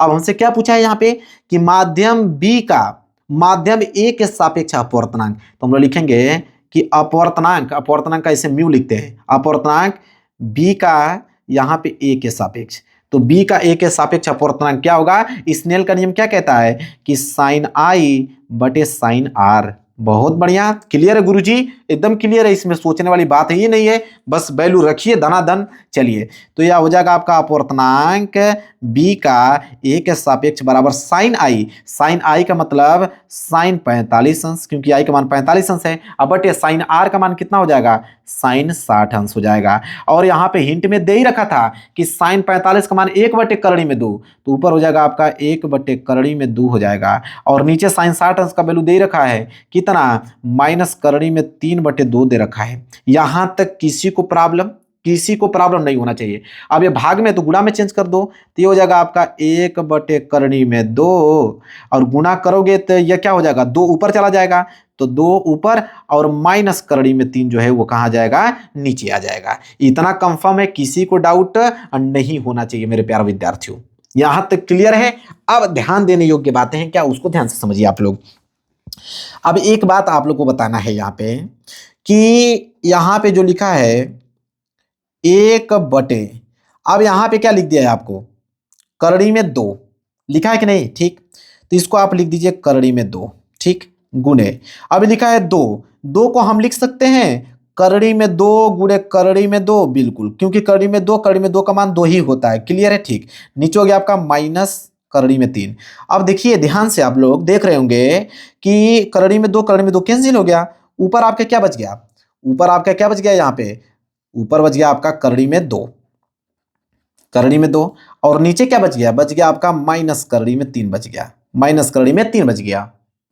अब हम क्या करेंगे, परिमेयकरण कर देंगे। अब ये जो नीचे दिया है इसे बोलते हैं अंश, इसे बोलते हैं हर कभी भी करणी में नहीं होना चाहिए, तो परिमेयकरण कर देंगे इसका, तो करणी में 3 का गुणा ऊपर भी कर देंगे, करणी में 3 का गुणा नीचे भी कर देंगे। ऊपर आपका हो जाएगा करणी में 6 और नीचे हो जाएगा कड़ी में 3, कड़ी में 3 को गुणा करेंगे तो हो जाएगा आपका 3, अब माइनस लगा रहेगा। क्लियर है? चलिए अब ध्यान देने योग्य बातें क्या हैं, अब ध्यान से समझिए आप लोग। तो कड़ी में 6/3, जब इसको आप हल कीजिएगा तो ये लगभग आपका वैल्यू आ जाएगा -0.816। ठीक है, 0.816 आ जाएगा। क्लियर है? यहां तक किसी को डाउट नहीं होना चाहिए मेरे प्यारे बच्चों। समझ में आ गया आप लोगों को? कोई डाउट नहीं होना चाहिए। तो हमको आर का वैल्यू पूछा था, आपतन कोण आर का मान 60 अंश निकल गया। अब माध्यम बी का माध्यम ए के सापेक्ष अपवर्तनांक पूछा था जो कि इतना है। आप चाहोगे तो इतना भी अगर आंसर में लिख के चले आते हो तो कोई एग्जामिनर 1 नंबर आपका काट नहीं सकता है, या उसको सिंप्लीफाई कर दोगे फिर भी कोई दिक्कत नहीं है। चलिए आगे बढ़ते हैं। चलिए मेरे प्यार जो आगे बढ़ते हैं, प्रश्न संख्या 22। अब 22 में भी 2 प्रश्न दे दिया, एक 22 का पहला वाला प्रश्न, एक 22 का दूसरा वाला प्रश्न। पहला वाला प्रश्न 2 नंबर का है, दूसरा प्रश्न भी 2 नंबर का है। चलिए भाई दोनों को सॉल्व करना पड़ेगा। ठीक है, पहले सॉल्व करते हैं कि एक निकट दृष्टि दोष वाला व्यक्ति 20 सेंटीमीटर दूरी पर स्थित पुस्तक को स्पष्ट पढ़ सकता है। पुस्तक को अगर हम 25 सेंटीमीटर दूर रखकर पढ़ने के लिए कैसा और कितनी फोकस दूरी का लेंस अपने चश्मे में प्रयुक्त करना पड़ेगा। अब इसका मतलब ध्यान समझिएगा, कोई एक व्यक्ति है, उसकी आंखों में निकट दृष्टि दोष है, 20 सेंटीमीटर दूरी पर वस्तु रखकर उसको स्पष्ट वो पढ़ दे रहा है, लेकिन 25 सेंटीमीटर पर जब वस्तु को हम रख रहे हैं तो पढ़ नहीं पा रहा है। तो वही बता रहा है कि किस लेंस का प्रयोग करेंगे और उसकी फोकस दूरी कितनी होनी चाहिए। यही तो प्रश्न में पूछा है, कितना सिंपल पूछा है। चलिए देखिए इसको कैसे सॉल्व करेंगे उसको ध्यान में आप समझिए। अब यहां से हम लोग इसको नोट करते हैं, पेज हमने ले लिया। ठीक है, ध्यान समझिए आप लोग। अब यहां पे हमको बोला है, यहां पे मेरे प्यारे बच्चों, कि निकट बिंदु कितना है 20 सेंटीमीटर। इतना बात हमको समझ में आ गया भाई, निकट बिंदु 20 सेंटीमीटर है, कोई दिक्कत नहीं है। चलिए तो निकट बिंदु यहां लिख भी देता हूं भाई कि निकट बिंदु, यहां से आ गया हमारा निकट बिंदु। डिटेल में सॉल्व करेंगे। निकट बिंदु आ गया हमारा 20 सेंटीमीटर। ठीक है, 20 सेंटीमीटर। अगर इसको आप मीटर में चेंज करोगे तो 100 का भाग दे दोगे तो 0.20 मीटर आ जाएगा। क्लियर है? क्लियर है? ठीक, इतना आ गया। कह रहा है कि वस्तु को हम 25 सेंटीमीटर पे दूर रख दें, मतलब वस्तु की दूरी अगर हम यू का वैल्यू अगर हम 25 सेंटीमीटर पर रख दें, मतलब -25 सेंटीमीटर। ठीक है, क्योंकि u का वैल्यू हमेशा माइनस में होता है, इस बात को ध्यान में रखिएगा। तो u बराबर -25 सेंटीमीटर आ गया। अगर इसको मीटर में चेंज करें तो 100 का भाग दे दीजिए तो -0.25 क्या आ जाएगा, मीटर आ जाएगा। किसी को प्रॉब्लम 1% प्रॉब्लम नहीं होना चाहिए। ठीक है, जो वैल्यू दिया था हमने लिख दिया। अब ध्यान से आप लोग समझिए। अब यहां पे निकट बिंदु है तो निकट दृष्टि दोष उसको है, तो जाहिर सी बात है कि निकट के लिए हम लोग अवतल लेंस का प्रयोग करते हैं और दूर के लिए हम लोग उत्तल लेंस का प्रयोग करते हैं। तो निकट दृष्टि दोष है, इसलिए इसको हम लोग अवतल लेंस का प्रयोग करेंगे। किसका? अवतल लेंस का प्रयोग कराएंगे उसके चश्मे में। तो यहाँ एक उत्तर आ गया कि अवतल लेंस का प्रयोग होगा उसके चश्मे में। ठीक है, मतलब लिखेंगे यहाँ पे कि निकट दृष्टि दोष में सुधारने के लिए चश्मे में हम लोग अवतल लेंस का प्रयोग करेंगे, ताकि वस्तु कैसा बने, ताकि वस्तु आभासी बन सके। ठीक है, ताकि वस्तु आभासी बन सके। ठीक है, और जो वस्तु है वह 20 सेंटीमीटर दूरी पे उसका प्रतिबिंब बना सके। ठीक है, चलिए इतना चीज हमको समझ में आ गया कि उसमें जो लेंस प्रयोग होगा वो अवतल लेंस का प्रयोग होगा। अब हमसे फोकस दूरी पूछा है तो हम लेंस का सूत्र का प्रयोग करेंगे। तो लेंस का सूत्र क्या होता है उसको नोट कीजिए। लेंस सूत्र, एक चीज हमको कंफर्म आ गया कि अवतल लेंस का प्रयोग करेंगे। अब फोकस दूरी निकालते हैं तो लेंस सूत्र से हम निकालेंगे कि 1/f बराबर फार्मूला होता है 1/v - 1/ku। फोकस दूरी निकालेंगे। ठीक है, निकाल लेते हैं। तो हो जाएगा आपका 1/f बराबर 1/v। ठीक है, तो v तो हमको वैल्यू निकालना है, तो v को हम लोग क्या रख देंगे, v रख देंगे कि v का वैल्यू दिया था, v का वैल्यू दिया था। ठीक है, तो v का वैल्यू कितना दिया था 20 सेंटीमीटर, क्योंकि वस्तु का प्रतिबिंब 20 सेंटीमीटर पे क्लियर बन रहा था, मतलब ये v का वैल्यू है। तो v बराबर 20 सेंटीमीटर। ठीक है, तो ये हो जाएगा v का वैल्यू हम लोग 20 सेंटीमीटर यहाँ पे रखेंगे। चलिए यहाँ पहले फार्मूला उतार लेते हैं, एक बार फार्मूला और उतार लेते हैं ताकि पेज गंदा ना हो पाए, अब सही हो।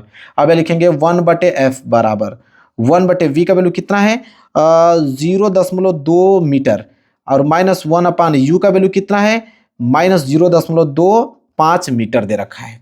ठीक है, इतना समझ में आ गया।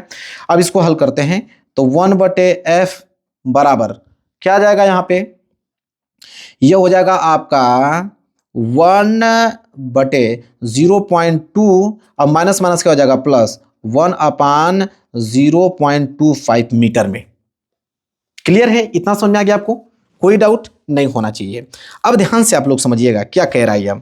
अब चाहेंगे तो हम लोग दशमलव यहाँ पे हटा सकते हैं, हटा सकते हैं बिल्कुल। दशमलव जैसे हटाओगे 2 जीरो ऊपर बढ़ा दोगे, दशमलव जैसे हटाओगे 2 जीरो ऊपर बढ़ा दोगे। अब ये 20 पाँचे 100 और 25 चौको 100, 4 बार में कट जाएगा, ठीक है। लेकिन इसके आगे आपका क्या रहेगा? माइनस, ठीक है, क्योंकि यहाँ पे माइनस था।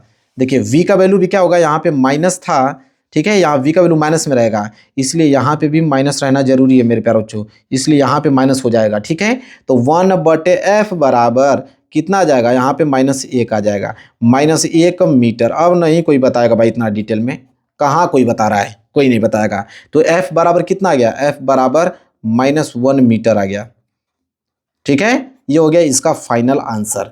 तो दो चीज पूछा था, लेंस का प्रकार मतलब अवतल लेंस का प्रयोग करेंगे, फोकस दूरी की हम बात करें तो फोकस दूरी कितना आ जाएगा? -1 मीटर, या तो आ जाएगा, अगर इस सेंटीमीटर में अगर इसको कन्वर्ट करना चाहेंगे तो f बराबर -100 सेंटीमीटर आ जाएगा।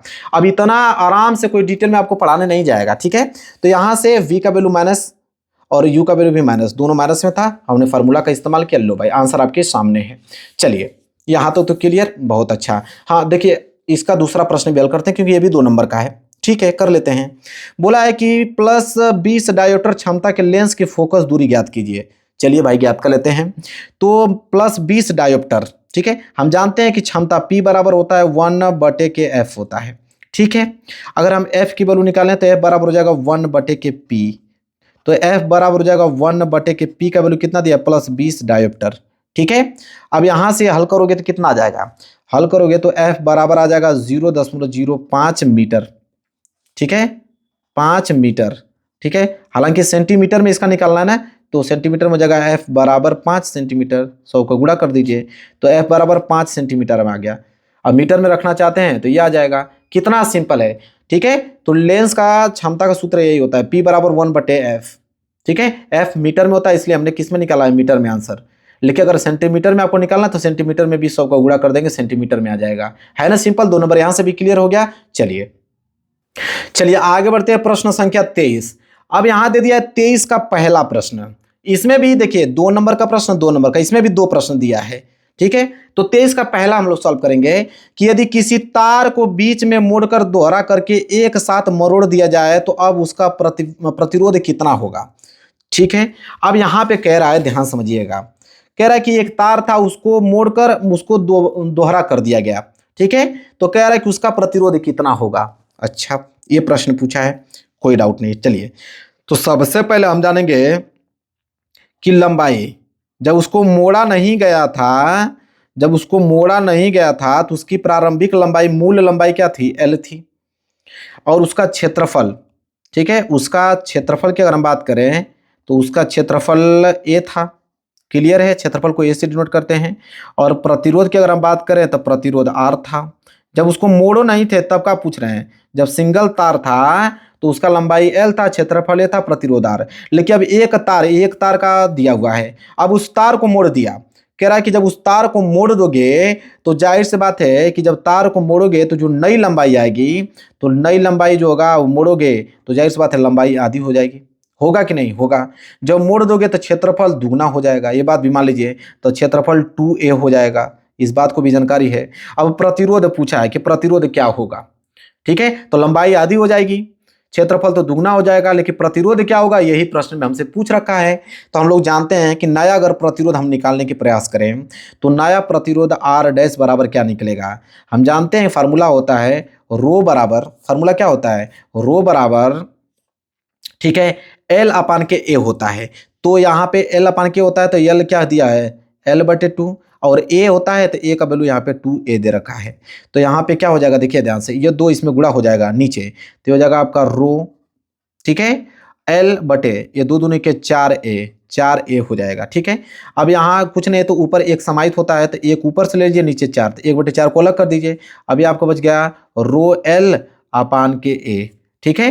अब यहाँ पे आप जानते हैं कि 1/4 बराबर रो एल अपान के ए को हम कहते हैं आर, क्योंकि आर का मान होता है वो, तो ये हो जाएगा 1/4 आर। मतलब कि जो नया प्रतिरोध होगा वो पुराने प्रतिरोध का 1/4 मतलब 1/4 भाग हो जाएगा, 1/4 भाग हो जाएगा। ठीक है, मतलब इसको आप ऐसे कर सकते हो कि नया प्रतिरोध आर डैश बराबर आर को गुणा एक में करोगे तो आर और बटे 4, मतलब कि तार के बीच में मोड़कर दोहरा करेंगे तो उसको मरोड़ देने पर उसका मूल जो उसका प्रतिरोध होगा, मूल प्रतिरोध का कितना हो जाएगा, वो R/4 मतलब 1/4 हो जाएगा, 1/4 हो जाएगा। यही हो जाएगा इसका आंसर और यहीं से आपको नंबर मिल जाएगा कितना, 2 नंबर एग्जामिनर आप लोगों को दे देगा। क्लियर है। चलिए इसके नीचे एक प्रश्न और दिया है जो कि 2 नंबर आपको देगा, तो इसको भी हल करना जरूरी है, बिल्कुल जरूरी है। चलिए इसको हल करते हैं। कह रहा है कि 2 प्रतिरोध 3 ओम और 5 ओम के हैं, इन्हें किसी सेल से जोड़ने पर कौन सा प्रतिरोध अधिक गर्म होगा यदि इन्हें परस्पर समांतर क्रम में जोड़ा जाए। अगर इसे समांतर क्रम में 2 प्रतिरोधों को जोड़ देते हैं तो कह रहा है कि कौन सा जो प्रतिरोध होगा वो अधिक गर्म होगा। अब ध्यान से थोड़ा समझ लेते हैं, ध्यान से थोड़ा समझ लेते हैं। तो दोनों को हमें समांतर क्रम में जोड़ना है। चलिए एक बार समांतर क्रम में जोड़ देते हैं। तो अगर इसको समांतर क्रम में जोड़ें तो एक प्रतिरोध यहाँ पे हो गया, ठीक, और एक प्रतिरोध यहाँ पे कर देते हैं, ठीक। यहाँ से हम लोग बैटरी से जोड़ देते हैं इसको, ये हो गया आपका प्लस में, ये हो गया माइनस में, ठीक है। ऐसे तो 2 प्रतिरोध को समांतर क्रम में जोड़ देते हैं, ये हो गया R1, इसको हम लोग 3 ओम मान लेते हैं, ये हो गया आपका R2, इसे हम लोग 5 ओम मान लेते हैं। 2 ही ओम को समांतर क्रम में जोड़ने के लिए बोला है, जोड़ दिया। वही पूछ रहा था कि कौन प्रतिरोध ज्यादा गर्म होगा, कौन सा प्रतिरोध ज्यादा गर्म होगा। चलिए इसको हम लोग सॉल्व करके देख लेते हैं। तो यहाँ पे हम लोग जानते हैं कि R1 बराबर 3 ओम, R2 बराबर 5 ओम आ गया और दोनों प्रतिरोध समांतर क्रम में जुड़ा हुआ है, ठीक है। तो हम लोग जानते हैं कि समांतर क्रम में जब जोड़ेंगे ना तो विभवांतर V का वैल्यू दोनों में क्या होता है, समान होता है। जब समांतर क्रम में 2 प्रतिरोध जुड़ा है तो इसमें भी V का मान वही होगा जो इसमें होगा, तो V का मान दोनों में क्या हो जाएगा, समान हो जाएगा। तो उस समय अगर ऊष्मा की हम बात करें तो H बराबर होता है V² अपान के R होता है, ठीक है। H बराबर V² अपान के R होता है, ठीक है। और एक फार्मूला चूंकि यह इसलिए होता है क्योंकि P बराबर क्या होता है, V² अपान R होता है और H बराबर क्या होता है, PT होता है। इस बात को ध्यान में रखिएगा, तीनों फार्मूला। अब यहां से हम लोग जानते हैं कि V समान है। जब V समान हो गया यहाँ पे तो जाहिर सी बात है कि जो हीट होगा वह प्रतिरोध का व्युत्क्रम हो जाएगा, क्योंकि जितना अधिक ऊष्मा होगा प्रतिरोध उतना ही कम होगा, और जितना प्रतिरोध कम होगा, ठीक है, उतना ही ऊष्मा ज्यादा होगा, ठीक है। तो यहाँ पे इस वैल्यू से हम लोग समझ सकते हैं कि प्रतिरोध जितना कम होगा उसमें गर्मी उतना ही अधिक होगी, ठीक है। तो यहाँ लिखेंगे हम लोग कि प्रतिरोध जितना कम होगा, प्रतिरोध जितना कम होगा ऊष्मा अधिक होगी, ऊष्मा अधिक होगी। ये इसलिए होता है क्योंकि H जो होता है वो व्युत्क्रम होता है किसके, प्रतिरोध के, अधिक होगी। तो इसको थोड़ा ऐसे लिख लीजिएगा ताकि एग्जामिनर को समझ में आ जाए कि यहाँ पे R1 जो है, R1 है 3 ओम, ठीक है, जो कि कम है किससे, दूसरे प्रतिरोध से, 5 ओम से तो कम है ना, तो यहाँ पे 3 ओम कम है, इसलिए 3 ओम का प्रतिरोध अधिक गर्म होगा। इसलिए यहाँ लिख लीजिएगा, इसलिए 3 ओम का जो प्रतिरोध होगा, 3 ओम का प्रतिरोध, 3 ओम का जो प्रतिरोध होगा, 3 ओम का प्रतिरोध अधिक गर्म होगा। क्या होगा, अधिक गर्म होगा, अधिक गर्म होगा। अब इतना डिटेल में कौन आ रहा है आपको बताने, कोई नहीं आएगा। मैं एक एक पॉइंट आप लोगों को डिटेल में बताता चल रहा हूं। क्लियर है। इस प्रश्न को भी हमने सॉल्व कर दिया, बहुत अच्छा। चलिए आगे बढ़ते हैं मेरे प्यारों जो प्रश्न संख्या 24 की तरफ, ठीक है। प्रश्न संख्या 24 में 2 प्रश्न दिए हैं, एक आपका पहला एक दूसरा, ठीक है। पहला भी 2 नंबर का है, ठीक है, और यहाँ दूसरा जो है वो 4 नंबर का है। अरे बाप रे बाप, बहुत बढ़िया, मजा आ गया। 6 नंबर का प्रश्न है, बहुत अच्छा। ठीक है, सॉल्व करते हैं। तो 24 का पहला वाला है कि 20, 24 तथा 30 ओम प्रतिरोध वाले 3 तार पहले हम श्रेणी क्रम में जोड़ेंगे, उसके बाद उनको हम समांतर क्रम में जोड़ेंगे। प्रत्येक दशा में तुल्य प्रतिरोध क्या होगा ये बताइए। ठीक है, कोई दिक्कत नहीं है। 3 प्रतिरोध को पहले हम लोग श्रेणी क्रम में जोड़ेंगे, फिर समांतर क्रम में। तो पहली बात हम श्रेणी क्रम में जोड़ेंगे, तो श्रेणी क्रम में जोड़ते हैं तो हो जाएगा आपका पहला प्रतिरोध, ये हो जाएगा आपका दूसरा प्रतिरोध, ये हो जाएगा आपका तीसरा प्रतिरोध। ठीक है, बहुत बढ़िया। पहला प्रतिरोध को हम 20 ओम, दूसरा प्रतिरोध को हम लोग 24 ओम और तीसरे प्रतिरोध को हम लोग 30 ओम मान लेते हैं। ये आपका R1 का वैल्यू हो गया, ये आपका R2 का वैल्यू हो गया, ये आपका R3 का वैल्यू हो गया। ठीक है, हमसे पूछा क्या है, तो प्रत्येक दशा में तुल्य प्रतिरोध, तो पहले श्रेणी क्रम में जोड़ेंगे तो उसका तुल्य प्रतिरोध क्या होगा। ठीक है, तो ये किस में जुड़ा हुआ है मैं पहले बता देता हूँ, ये है श्रेणी क्रम में। लिख भी दीजिए कि ये किस क्रम में जुड़ा हुआ है, श्रेणी क्रम में। किस क्रम में जुड़ा हुआ है, श्रेणी क्रम में जुड़ा हुआ है। ठीक है, तो श्रेणी क्रम में अगर हम तुल्य प्रतिरोध निकालें RS का वैल्यू, तो तुल्य प्रतिरोध RS बराबर क्या होता है कि तीनों प्रतिरोध को जोड़िए, R1 plus R2 plus R3, ये होता है फार्मूला, तीनों को जोड़ दीजिए। ठीक है, तो RS बराबर क्या हो जाएगा, R1 का वैल्यू है 20, R2 का वैल्यू है 24, R3 का वैल्यू है 30। जैसे ही जोड़ोगे ना तो आ जाएगा आपका 74 ओम। कितना आ जाएगा, 74 ओम। मतलब RS मतलब श्रेणी क्रम में अगर तीनों प्रतिरोधों का अगर हम तुल्य प्रतिरोध निकाल रहे हैं जो कि 74 ओम आ रहा है। ठीक है, अब कह रहा है कि अब इन्हीं को जोड़ दीजिए श्रेणी क्रम में। ठीक है, इनको आप बोला है किस में, सॉरी श्रेणी क्रम में तो हो गया था, समांतर क्रम में। अब इनको किस में जोड़िए, समांतर क्रम में। समांतर क्रम में इनको जोड़ दीजिए। तो समांतर क्रम में जब जोड़िएगा तो चलिए इसको समांतर क्रम में जोड़ेंगे, कैसे जोड़ेंगे, ऐसे जोड़ सकते हैं। ये हो गया आपका पहला प्रतिरोध, ऐसे बना लीजिए। ये हो गया आपका दूसरा प्रतिरोध। ठीक है, यहाँ ऐसे मैच करेगा। ये हो जाएगा सॉरी, ये हो जाएगा आपका तीसरा प्रतिरोध। क्लियर है, ऐसे तीनों प्रतिरोध को जोड़ देंगे। क्लियर है, तीनों प्रतिरोध को जोड़ देंगे, बहुत बढ़िया। तो इसको हम मान लेते हैं 20 ओम, ये समांतर क्रम में जोड़ रहे हैं। इसको हम मान लेते हैं 24 ओम और इसको हम मान लेते हैं 30 ओम। ये आपका R1 है, ये आपका R2 है और ये आपका R3 है। क्लियर है, चलिए अब समांतर क्रम में तुल्य प्रतिरोध का सूत्र क्या होता है, तो 1/RP बराबर 1/RP बराबर 1/R1 plus 1/R2 plus 1/R3, यह फार्मूला होता है समांतर क्रम में तुल्य प्रतिरोध निकालने का सूत्र। तो ये हो जाएगा आपका 1/RP बराबर 1/R1, 1/R1 का मतलब 20 प्लस 1/R2 का मतलब 1/24 और 1/R3 का मतलब 1/30। ठीक है, जब हल कीजिएगा ना तो यहाँ पे 20, 24 और 30 का एलसीएम हो जाएगा आपका 120। कितना हो जाएगा, 120। जब यहाँ हो जाएगा 20 छके 120 6 बार में, और यहाँ हो जाएगा 24 पाँचे 120, यहाँ हो जाएगा 30 चौको 120। जब इसको हल कीजिएगा ना तो 5 4 9 6 15, यह आ जाएगा आपका 15/120। मतलब कि 1/RP बराबर कितना आ गया, 15/120। तो इसको कटा दीजिए, 15 कम 15, 15/120 मतलब 1/8 आ गया। आपको क्या निकालना है, RP, तो RP को ऊपर कर दीजिए, 8 ऊपर चला जाएगा। मतलब कि समांतर क्रम में इसका तुल्य प्रतिरोध 8 ओम हो गया, श्रेणी क्रम में इसका तुल्य प्रतिरोध 74 ओम हो गया। अब कौन बताएगा भाई इतना डिटेल में। ठीक है, 2 नंबर मिल गया, बहुत अच्छा। आगे बढ़ते हैं, अगला प्रश्न दूसरा देख लीजिए कि किसी परिपथ में 5 एम्पीयर धारा अगर 8 सेकंड तक प्रवाहित की जाती है तो इस समयांतराल में परिपथ में कुल कितने इलेक्ट्रॉन गुजरते हैं। यदि परिपथ का प्रतिरोध 20 ओम हो तो इस समयांतर में उत्पन्न ऊष्मा की गणना कीजिए। लो भाई, यहाँ पे इलेक्ट्रॉन की संख्या भी बताने के लिए बोल दिया और ऊष्मा भी बता दिया। बहुत प्यारा प्रश्न, बहुत इंपॉर्टेंट प्रश्न पूछ लिया। चलिए हल करते हैं। पहले जो जो वैल्यू दिया है ना उसको लिखिए, जो जो वैल्यू दिया उसको लिखते चलिए। अब परिपथ में 5 एम्पियर का धारा दे रखा है, जाहिर सी बात है धारा को I से डिनोट करते हैं, तो I बराबर 5 एम्पियर दे रखा है। ठीक, इसके बाद 8 सेकेंड, मतलब टी का वैल्यू दिया है 8 सेकेंड, टी का वैल्यू दे दिया 8 सेकेंड। ठीक, इसके बाद क्या दिया हुआ है वैल्यू में, इसके बाद 20 ओम का प्रतिरोध, मतलब आर का वैल्यू दिया है 20 ओम, आर का वैल्यू दिया है 20 ओम दे रखा है। अब हमसे क्या बोला कि कुल कितने इलेक्ट्रॉन गुजरते हैं, तो पहला तो कंडीशन हमसे ये पूछा है कि कुल कितने इलेक्ट्रॉन गुजरते हैं। लिखेंगे कुल कितने इलेक्ट्रॉन गुजरते हैं, कुल कितने इलेक्ट्रॉन, कुल कितने इलेक्ट्रॉन गुजरते हैं। पहला पॉइंट तो हमसे यही पूछ रखा है कि कुल कितने इलेक्ट्रॉन गुजरते हैं, फिर ऊष्मा पूछा है। ठीक है, तो कुल कितने इलेक्ट्रॉन गुजरते हैं। जैसे हम लोग जानते हैं धारा बराबर I बराबर फार्मूला क्या होता है, Q/T, Q/T। ये फार्मूला याद रखने कितने बच्चों को सबको याद होगा कि I बराबर Q/T होता है। इतना बात सबको समझ में है। तो Q बराबर यहाँ वैल्यू क्या निकल जाएगा, I × T निकलेगा। ठीक, तो यहाँ से Q का मान निकालिए, तो Q बराबर क्या हो जाएगा, I का मान कितना दिया है 5 एम्पियर, T का मान दिया है 8, तो Q बराबर 8 5 40, तो 40 कूलाम आ गया। यहाँ से Q का मान मतलब आवेश आ गया। ठीक है, और हम जानते हैं कि 1 कूलाम बराबर 1 इलेक्ट्रॉन होता है, 1 इलेक्ट्रॉन होता है। और जैसे हमको मालूम है कि इलेक्ट्रॉन का मान कितना होता है, 1 इलेक्ट्रॉन पर आवेश कितना होता है आपको मालूम है, तो 1 इलेक्ट्रॉन पर जो आवेश होता है वो 1.6 × 10⁻⁻19 कूलाम होता है।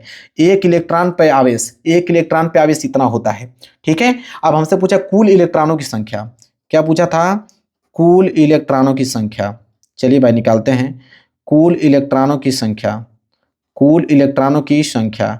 तो कुल इलेक्ट्रॉनों की संख्या कैसे निकलेगा देखिए, तो यहाँ पे n बराबर क्या हो जाएगा, Q अपान के E हो जाएगा, ठीक है। तो यहाँ पे Q का वैल्यू कितना दिया है 40 कूलम, तो 40 और E का वैल्यू कितना दिया है 1.6 गुणे 10 पे पावर -19। अब 40 को हम क्या लिख सकते हैं, इसको लिख सकते हैं 4 गुणे 10 मतलब 10 पे पावर 1 लिख सकते हैं, और ये हो जाएगा 1.6। अब ये गुणा जो है ऊपर जाएगा, ठीक है, इसको ऊपर भेज देंगे तो हो जाएगा कितना आपका गुणे में 10 और -19 है तो यहाँ पे +19 हो जाएगा, -19 से तो +19 हो जाएगा, तो ये हो जाएगा आपका 4 गुणे, ठीक है, 10 पे पावर 19 और 10 पे पावर 1 मिलकर हो जाएगा आपका 10 पे पावर 20, और इधर जाएगा 1.6। और जब इसको कटाइएगा ना, तो इसको जब कटाएंगे तो कितना बार में कट जाएगा 2.5 बार में, तो 2.5 इंटू 10 पे पावर 20, मतलब कुल इलेक्ट्रॉन कितना आ जाएगा n बराबर कुल इलेक्ट्रॉन 2.5 गुणे 10 पे पावर 20 आ जाएगा। क्लियर है। अब हमसे दूसरा प्रश्न इसी में पूछ रखा था कि ये तो आपने बता दिया, फिर ये पूछा है कि उत्पन्न ऊष्मा की गणना कीजिए। उत्पन्न ऊष्मा मतलब H बराबर हम जानते हैं, ये दूसरा पार्ट हम हल कर रहे हैं, उत्पन्न ऊष्मा H की वैल्यू। तो जूल के नियम से हम जानते हैं कि H बराबर क्या होता है I² RT होता है। तो यहाँ से क्या हो जाएगा H बराबर I का मान 5 दिया था तो 5 का स्क्वायर, और R का मान कितना है 20, और इन T का वैल्यू कितना था 8 सेकंड दे रखा था। तो H बराबर क्या हो जाएगा 25, अब 25 दूना की कितना हो जाएगा 50, और 8 5 40, टोटल कितना हो जाएगा 4000 जूल आ गया, 4000 जूल, लो 4000 जूल। तो दोनों पार्ट को हमने क्या कर दिया आसानी से सॉल्व करके आप लोगों को दिखा दिया। कह रहा है कि अगर 24 का ये दोनों प्रश्न नहीं करना चाहते हो, 24 का अगर ये दोनों प्रश्न नहीं करना चाहते हो तो अथवा करके यहाँ पे नीचे 3 प्रश्न दे रखा है, और तीनों ही प्रश्न 2-2 नंबर के हिसाब से 6 नंबर मिल जाएगा। तीनों प्रश्नों का हल करते हो ना। जैसे पहला प्रश्न देखिए क्या बोला है, पहला प्रश्न बोला है कि दो चुंबकीय बल रेखाएं एक दूसरे को परिच्छेद क्यों नहीं करती हैं। तो देखिए दो चुंबकीय बल रेखाएं एक दूसरे को परिच्छेद क्यों नहीं करती हैं, तो इसका उत्तर लिखिए। इसका उत्तर बहुत छोटा छोटा दिख रहा है आपको, दिख रहा है कि नहीं, ठीक है, मैं थोड़ा सा बड़ा करने का प्रयास कर रहा हूँ, 1 मिनट। हाँ, पहला का उत्तर लिखिए, दो चुंबकीय बल रेखाएं एक दूसरे को परिच्छेद क्यों नहीं करती। इसका रीजन क्या होता है, देखिए कह रहा है कि चुंबकीय बल रेखा किसी बिंदु पर दिशा उस बिंदु पर चुंबकीय क्षेत्र की दिशा को दर्शाती है, ठीक है। यदि दो चुंबकीय बल रेखाएं एक दूसरे को परिच्छेद करें तो उस बिंदु पर चुंबकीय क्षेत्र की 2 दिशाएं होंगी, ठीक है, जो असंभव है क्योंकि किसी बिंदु पर चुंबकीय क्षेत्र की केवल एक ही दिशा हो सकती है। इतना बात याद रखिए कि किसी बिंदु पर चुंबकीय क्षेत्र का केवल एक ही दिशा हो सकता है। अगर वो क्रॉस करेगा तो 2 दिशा हो जाएगा। देखिए क्रॉस कराना तो एक दिशा इधर हो गया, एक दिशा इधर हो गया, जो कि असंभव है, ऐसा होगा ही नहीं क्योंकि चुंबकीय क्षेत्र की केवल एक ही दिशा होती है।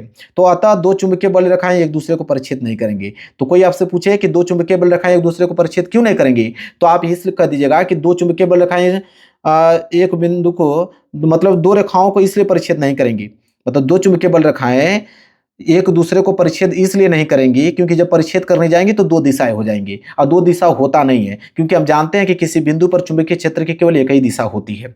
इतना इसका सलूशन है, नोट कर लीजिए। इसके बाद देखिए दूसरा प्रश्न है कि चुंबकीय बल रेखाओं के गुणों को लिखिए। तो यहाँ पे आप लिख सकते हो, देखिए यह आपका चुंबकीय बल रेखाओं के गुण कौन कौन से हैं, ये देखिए चुंबकीय है, यहाँ पे बोला चुंबकीय बल रेखाओं के गुण। पहला यह है कि चुंबकीय बल रेखाएं बंद वक्र होती हैं, देखिए बंद वक्र के समान होती हैं। दूसरा है कि यह चुंबक के बाहर उत्तरी ध्रुव जिसे एन बोलते हैं, ये उत्तरी ध्रुव हो गया, निकलती हैं और दक्षिणी ध्रुव एस में क्या करती हैं प्रवेश, इधर से निकलती हैं और इधर प्रवेश करती हैं, तथा चुंबक के भीतर दक्षिण ध्रुव से उत्तर ध्रुव की ओर क्या करती हैं जाती हैं। तीसरा है कि किसी बिंदु पर बल रेखा की स्पर्श रेखा चुंबकीय क्षेत्र की दिशा को दर्शाती है, मतलब किसी बिंदु पर बल रेखा जो है वो स्पर्श रेखा वो चुंबकीय क्षेत्र को दर्शाती है। और चौथा है कि चुंबकीय बल रेखाएं कभी एक दूसरे को परिच्छेद नहीं करती हैं। पांचवा है कि चुंबक के ध्रुवों के पास जहां क्षेत्र अधिक होता है बल रेखाएं वहीं पे क्या होती है घनी होती हैं, और ध्रुवों से दूर जहां क्षेत्रफल कम होता है वहां विरल होती हैं। क्लियर है, यह है चुंबकीय बल रेखाओं का चित्र, पूरा का पूरा बता दिया आप लोगों को। एक प्रश्न और था कि किसी चुंबकीय क्षेत्र में स्थित विद्युत धारावाही चालक पर आरोपित बल कब अधिकतम होता है। तो यहां पर लिखेंगे कि चुंबकीय क्षेत्र में स्थित विद्युत धारावाही चालक बल पर आरोपित बल का सूत्र, देखिए यह 90 अंश का है, ठीक है। तो चुंबकीय क्षेत्र में स्थित विद्युत धारावाही चालक पर आरोपित बल का सूत्र होता है F बराबर B into I into L sine theta. B होता है चुंबकीय क्षेत्र की तीव्रता, I होता है चालक में धारा, और यहाँ पे एल का मान होता है चालक की लंबाई, और यहाँ पे थीटा है धारा की दिशा और चुंबकीय क्षेत्र की दिशा के बीच का जो कोण बनता है, जो कि 90 अंश दे रखा है। तो लिखेंगे इस सूत्र से स्पष्ट है कि एफ अधिकतम होगा कब, जब साइन थीटा अधिकतम होगा, और साइन थीटा का अधिकतम मान 1 होता है जो कि 90 अंश होता है, मतलब थीटा का मान 90 अंश होगा तभी वो एक के बराबर होगा, क्योंकि साइन 90 अंश का मान 1 होता है। तो हम लोग लिखेंगे कि जब चालक चुंबकीय क्षेत्र के लंबवत मतलब थीटा 90 अंश रखा होगा तब आरोपित बल अधिकतम होगा। क्लियर है? चित्र भी बना लीजिए, पॉइंट भी आप लोग नोट कर लीजिए। चलिए अब आ गया यहाँ पे उपभाग दूसरा। उपभाग दूसरा मतलब केमिस्ट्री का प्रश्न आ गया।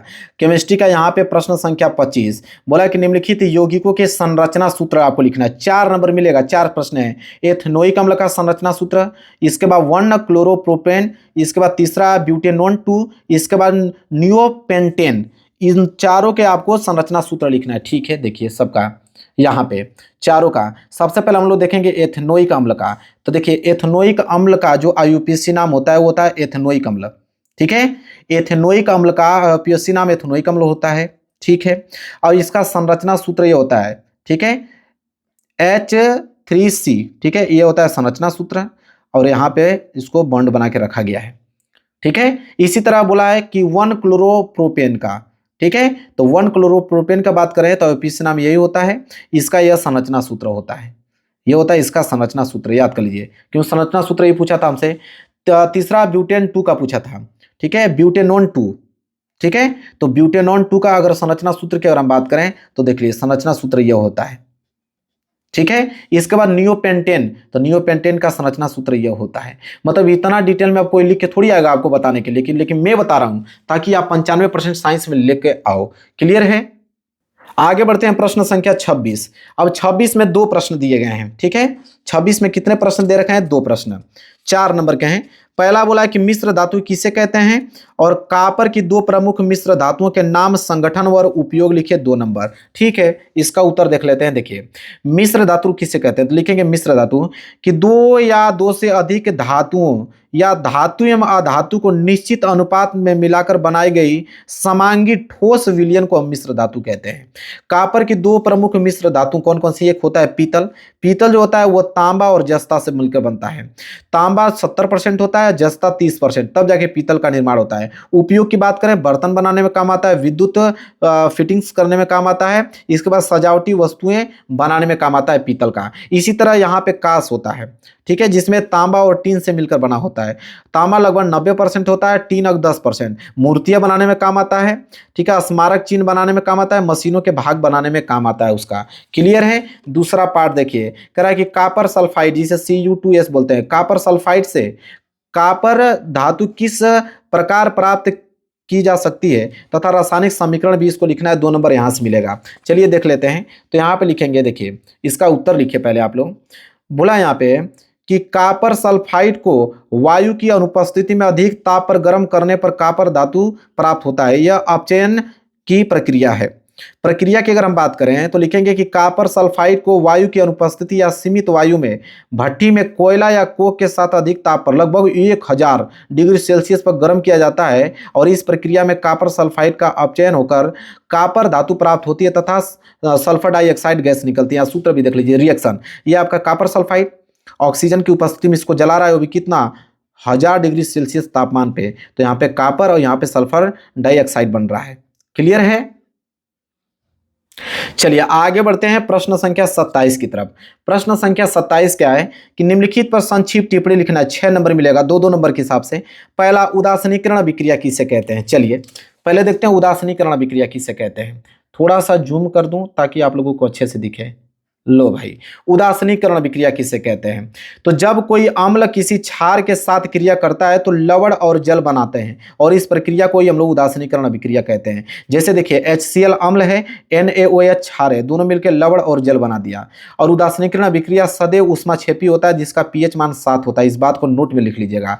इसी तरह नीचे आपको दिया था प्लास्टर ऑफ पेरिस किसे कहते हैं, यही था ना, प्लास्टर ऑफ पेरिस, कि प्लास्टर ऑफ पेरिस किसे कहते हैं और पीएच मान बताइए। 2-2 नंबर के हिसाब से मिलेगा आपको।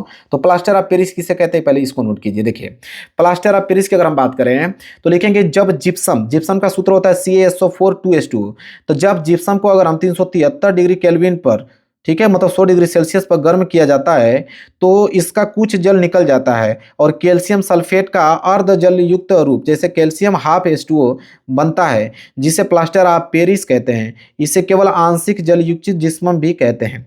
ठीक है, इसका उपयोग हम टूटी हुई हड्डियों को सीधा करने के लिए, पट्टी बनाने में करते हैं, खिलौने मूर्तियों को सजाने में करते हैं, सांचे बनाने तथा दीवारों की सजावट में इसका प्रयोग करते हैं। इसका देखिए ये जिप्सम हो गया, जिप्सम से यहाँ पे प्लास्टर ऑफ पेरिस का निर्माण हो रहा है। यह है रासायनिक समीकरण, इसको नोट कर लीजिए। इसी तरह आपको पीएच मूल्य पूछा था कि पीएच मान क्या होता है, पीएच मूल्य किसे कहते हैं। देखिए सबसे पहले लिखिए कि किसी विलयन में उपस्थित हाइड्रोजन प्लस आयनों की सांद्रता ज्ञात करने के लिए पीएच का उपयोग किया जाता है। पीएच का पूर्ण रूप होता है यहाँ पे पोटेंशियम ऑफ हाइड्रोजन, मतलब पोटेशियम बोलते हैं इसे, कि पोटेंशियल ऑफ हाइड्रोजन, हाइड्रोजन की क्षमता कितना है। ठीक है, यहाँ पे होता है इसका सूत्र पीएच बराबर माइनस log 10H, ठीक होता है। ठीक है, जहाँ पे H प्लस आयन का मतलब होता है कि विलयन में हाइड्रोजन आयनों की मोलर सांद्रता।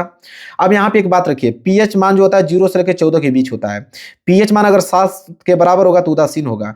पीएच मान, ठीक है, अगर यहाँ 7 से कम होगा तो हो जाएगा आपका अम्लीय। पीएच मान अगर 7 से अधिक होगा तो हो जाएगा आपका क्षारीय। पीएच जितना कम होगा विलयन उतना अधिक अम्लीय होगा, पीएच जितना अधिक होगा विलयन उतना ही क्षारीय होगा। यहाँ पे पीएच का पैमाना भी आप देख सकते हो, 7 पे उदासीन है, 7 से जितना कम होगा अम्लीय, 7 से जितना अधिक होगा क्षारीय होगा। इस बात को हमेशा ध्यान में रखिएगा, इतना डिटेल में अब कोई नहीं बताएगा आपको। अगर ये तीनों प्रश्न नहीं करना चाहते हैं तो अथवा करके नीचे दिया है निम्नलिखित की जल से अभिक्रिया करके रासायनिक समीकरण लिखिए। अगर वो तीनों नहीं करना चाहते हैं तो एल्युमिनियम, कैल्शियम और आयरन तीनों को जल के साथ अभिक्रिया करके बताइए, 6 नंबर मिल जाएगा। तो चलिए देखिए अभिक्रिया करके लिख लीजिए भाई इसका, कि एल्युमिनियम को देखिए, एल्युमिनियम ठंडे जल से अभिक्रिया नहीं करता परंतु गर्म जल अथवा जलवाष्प के साथ अभिक्रिया करके हाइड्रोजन गैस और एल्युमिनियम ऑक्साइड बनाता है। जैसे देखिए ये आपका एल्युमिनियम, ये आपका जलवाष्प, दोनों से अभिक्रिया करके एल्युमिनियम ऑक्साइड और हाइड्रोजन गैस बना रहा है। इसको ऐसे भी लिख सकते दीजिएगा कि एल्युमिनियम ठंडा जल के साथ अभिक्रिया नहीं करता है। इसके साथ कैल्शियम की अगर बात करें तो कैल्शियम ठंडे जल के साथ अभिक्रिया करता है, क्या बनाता है, कैल्शियम हाइड्रोक्साइड और हाइड्रोजन गैस बनाता है। जैसे देखिए कैल्शियम है, ये जल है, कैल्शियम हाइड्रोक्साइड और हाइड्रोजन गैस मिलकर बनाया। इसमें नोट में लिखिएगा कि अभिक्रिया के समय ऊष्मा निकलती है इसलिए कैल्शियम जल पर तैरता है यह। इसके बाद आयरन की अगर हम बात करें तो देखिए आयरन ठंडे जल से अभिक्रिया नहीं करता परंतु गर्म जल वाष्प के साथ अभिक्रिया करके मैग्नेटाइट और हाइड्रोजन गैस बनाता है। जैसे देखिए ये आयरन है, ये आपका जलवाष्प है और यह मैग्नेटाइड और हाइड्रोजन गैस बनाया। यहाँ नोट में लिख लीजिएगा कि आयरन कभी भी ठंडे जल के साथ अभिक्रिया नहीं करता है, वो जल वाष्प के साथ अभिक्रिया करके मैग्नेटाइड और हाइड्रोजन गैस निकालता है। इतना चीज आपको समझ में आ गया मेरे प्यारे बच्चों, कोई डाउट नहीं होना चाहिए। आगे बढ़ते हैं, अब आ गया उपभाग तीसरा। उपभाग तीसरा का मतलब आ गया बायोलॉजी वाला प्रश्न मेरे प्यारे बच्चों। बायोलॉजी वाला प्रश्न आ गया, थोड़ा सा छोटा कर देता हूँ ताकि आपको पूरा अच्छे समझ में आ जाए। प्रश्न संख्या 28 बोला है कि कायिक प्रवर्धन क्या है। कायिक प्रवर्धन के लाभों को संक्षेप में लिखना है, 4 नंबर आपको मिलेगा। कायिक प्रवर्धन क्या है देखिए, पहले इसको यहां से लिखिए कि कायिक प्रवर्धन क्या है, इसके कायिक प्रवर्धन के लाभों को संक्षेप में लिखना है। तो कायिक प्रवर्धन किसे कहते हैं, हेडिंग आप डालिए कायिक प्रवर्धन, लिखिएगा इसमें कि ऐसी अलैंगिक जनन विधि, क्या लिखिएगा, ऐसी अलैंगिक जनन विधि जिसमें पौधे के कायिक अंगों जैसे जड़, तना, पत्ती आदि से नए पौधे का निर्माण किया जाता है, इसे वनस्पति प्रवर्धन भी हम लोग कहते हैं। कायिक प्रवर्धन के लाभ की अगर हम बात करें तो पहला लाभ होता है गुणों की समानता। पहला लाभ क्या होता है, गुणों की समानता। इसमें लिखिएगा कि इस विधि से बने सभी नए पौधे माता पौधे के समान होते हैं तथा उनमें वांछनीय गुण सुरक्षित रहते हैं। दूसरा होता है शीघ्र प्रवर्धन। इसमें लिखिएगा कि इस विधि द्वारा कम समय में अधिक संख्या में पौधे तैयार किए जा सकते हैं। इसके बाद तीसरा होता है बीज रहित पौधे का प्रवर्धन। लिखेंगे जिन पौधे में बीज नहीं बनते या बीज द्वारा प्रवर्धन कठिन होता है उनका प्रवर्धन इस विधि द्वारा सरलता से किया जा सकता है, जैसे केला हुआ, गन्ना हुआ, आलू हुआ आदि। इसके बाद है अधिक उपज शीघ्र फलन। लिखेंगे कई पौधे इस विधि से जल्दी फूलते और फलते हैं तथा अधिक उपज प्राप्त करते हैं, जैसे आम, अमरूद, नींबू आदि, चित्र में आप देख सकते हो। इसके बाद रोग मुक्त पौधे प्राप्त होते हैं, जैसे टिश्यू कल्चर जैसी आधुनिक तकनीकों से रोग मुक्त पौधे बड़ी संख्या में तैयार किए जा सकते हैं। इसके बाद है कि अनुपयुक्त परिस्थितियों में भी यह संभव है। कैसे, ऐसे क्षेत्रों में जहां बीज अंकुरित नहीं हो पाते हैं वहां भी कायिक प्रवर्धन द्वारा पौधे तैयार किए जाते हैं।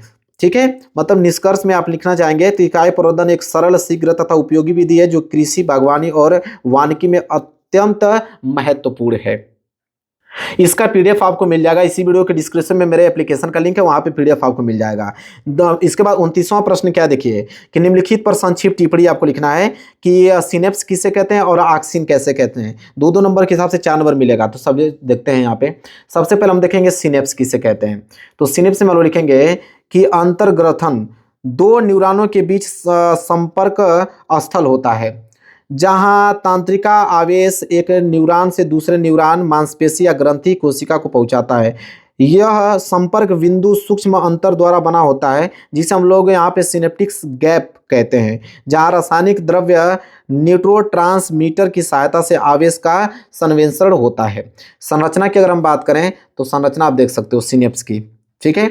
यह पूरा का पूरा संरचना है। यहाँ पर लिख लीजिएगा पूर्व सिनेप्सिक न्यूरॉन का सिरा जिसमें सिनेप्टिक्स वेसिकल होते हैं, सिनेप्टिक्स गैप सूक्ष्म अंतर, ठीक है। उत्तर यहाँ पर लिखिए सिनेप्टिक झिल्ली वाला न्यूरॉन, मांसपेशी या ग्रंथि कोशिका, ठीक है। आप बस इतना ऊपर लिख दीजिएगा, इतना डिटेल में लिखने की जरूरत नहीं है, इतना लिख दीजिएगा, संरचना बना दीजिएगा, हो जाएगा। और क्या पूछा, ऑक्सिन किसे कहते हैं, सॉरी क्या था, ऑक्सिन, ठीक। ऑक्सिन किसे कहते हैं लिखेंगे यहाँ पे ऑक्सिन में कि ऑक्सिन पौधे में पाए जाने वाला एक प्राकृतिक पादप हार्मोन है, जो मुख्यतः शीर्षकाओं से बनता है। इसका प्रमुख रासायनिक रूप इंडोल 3 एसिटिक अम्ल यह पादप की वृद्धि एवं विकास को नियंत्रित करता है। इसके मुख्य कार्य की अगर हम बात करें तो पहला है कि कोशिकाओं में वृद्धि लंबाई बढ़ाने में प्रोत्साहित करता है, प्रकाश के प्रति धनात्मक उन्मुखता तथा गुरुत्व के प्रति धनात्मक उन्मुखता में सहायक होता है, पार्श्व कलिकाओं की वृद्धि को अवरुद्ध करता है। इसके बाद जड़ निर्माण तथा फल बनाने में सहायक होता है, पत्तियों के झड़ने को क्या करता है, रोकता है। इसके बाद 30वां प्रश्न देखिए, 30वां क्या है कि पारितंत्र को परिभाषित कीजिए। तालाब पारितंत्र के विभिन्न घटकों को संक्षेप में वर्णन कीजिए, 4 नंबर मिलेगा। तो पारितंत्र को परिभाषित करना है, ठीक है, कोई दिक्कत नहीं है। लिखेंगे पारितंत्र कि पारितंत्र वह प्राकृतिक तंत्र है जिसमें जीवधारी जैविक घटक तथा उनके अजैविक पर्यावरण अजैविक घटक के बीच परस्पर क्रिया तथा ऊर्जा और पदार्थ का संरचरण होता है, ठीक है, मतलब संचरण होता है। यह एक कार्यात्मक इकाई के रूप में कार्य करता है। जैसे तालाब पारितंत्र के घटक भी पूछा था उसने, जैसे उत्पादक, पहला हेडिंग डालेंगे उत्पादक। इसमें हम लोग लिखेंगे कि वे जीव होते हैं जो सूर्य के प्रकाश की ऊर्जा का उपयोग करके अपना भोजन स्वयं बनाते हैं, इन्हें स्वपोषी जीव कहते हैं। जैसे शैवाल, जलीय पौधे जैसे कमल, हाइड्रा, वेलिसेंड्रिया आदि। एक होता है दूसरा उपभोक्ता। उपभोक्ता में क्या होता है कि वे जीव होते हैं जो भोजन के लिए अन्य जीवों पर निर्भर रहते हैं या परपोषी होते हैं। उसमें आपका पहला आता है प्राथमिक उपभोक्ता, जैसे शाकाहारी जीव, उदाहरण में जैसे जू, प्लवक, घोंघा, कीट, लार्वा आदि। दूसरा द्वितीय उपभोक्ता। द्वितीयक उपभोक्ता में क्या होता है, मांसाहारी जीव जो प्राथमिक उपभोक्ता को खाते हैं, जैसे छोटी मछली, मेढक, जल कीट आदि। तीसरा आता है तृतीय उपभोक्ता, वे मांसाहारी जीव जो द्वितीय उपभोक्ता को खाते हैं, जैसे बड़ी मछली, सांप, जल पक्षी, ठीक है। इसके बाद तीसरा होता है अपघटक, वे सूक्ष्म जीव मृत पौधे, पशुओं तथा उनके अपशिष्ट पदार्थों को सरल अकार्बनिक पदार्थों में विघटित करके जिससे पोषक तत्व पुनः वातावरण में मिल जाते हैं, जैसे जीवाणु हुआ, कवक हुआ आदि। यह अपघटक हैं। अजैविक घटक किसे कहते हैं, ये निर्जीव भौतिक रासायनिक कारक होते हैं जो पारितंत्र को प्रभावित करते हैं। जैसे में अगर हम बात करें जल, सूर्य का प्रकाश, वायु, तापमान, खनिज लवण, मिट्टी का कण, पीएच, ठीक है, यह सब क्या है, अजैविक घटक हैं। चलिए आगे प्रश्न संख्या 31 कि स्वपोषी पोषण एवं विषमपोषी पोषण में उदाहरण सहित विभेद कीजिए। मतलब स्वपोषी पोषण किसे कहते हैं और विषमपोषी पोषण किसे कहते हैं, उदाहरण सहित आपको अंतर बताना है, ठीक है। यहाँ पे आप देख सकते हो तो उसका उदाहरण, एक और कॉलम बनाएंगे स्वपोषी पोषण, एक और बनाएंगे विषमपोषी पोषण। देखिए पहला लिखेंगे भोजन बनाने की क्षमता। भोजन बनाने की क्षमता की अगर हम बात करें तो स्वपोषी जीव जो होता है सरल अकार्बनिक पदार्थों से अपना भोजन स्वयं बनाने में सक्षम होते हैं।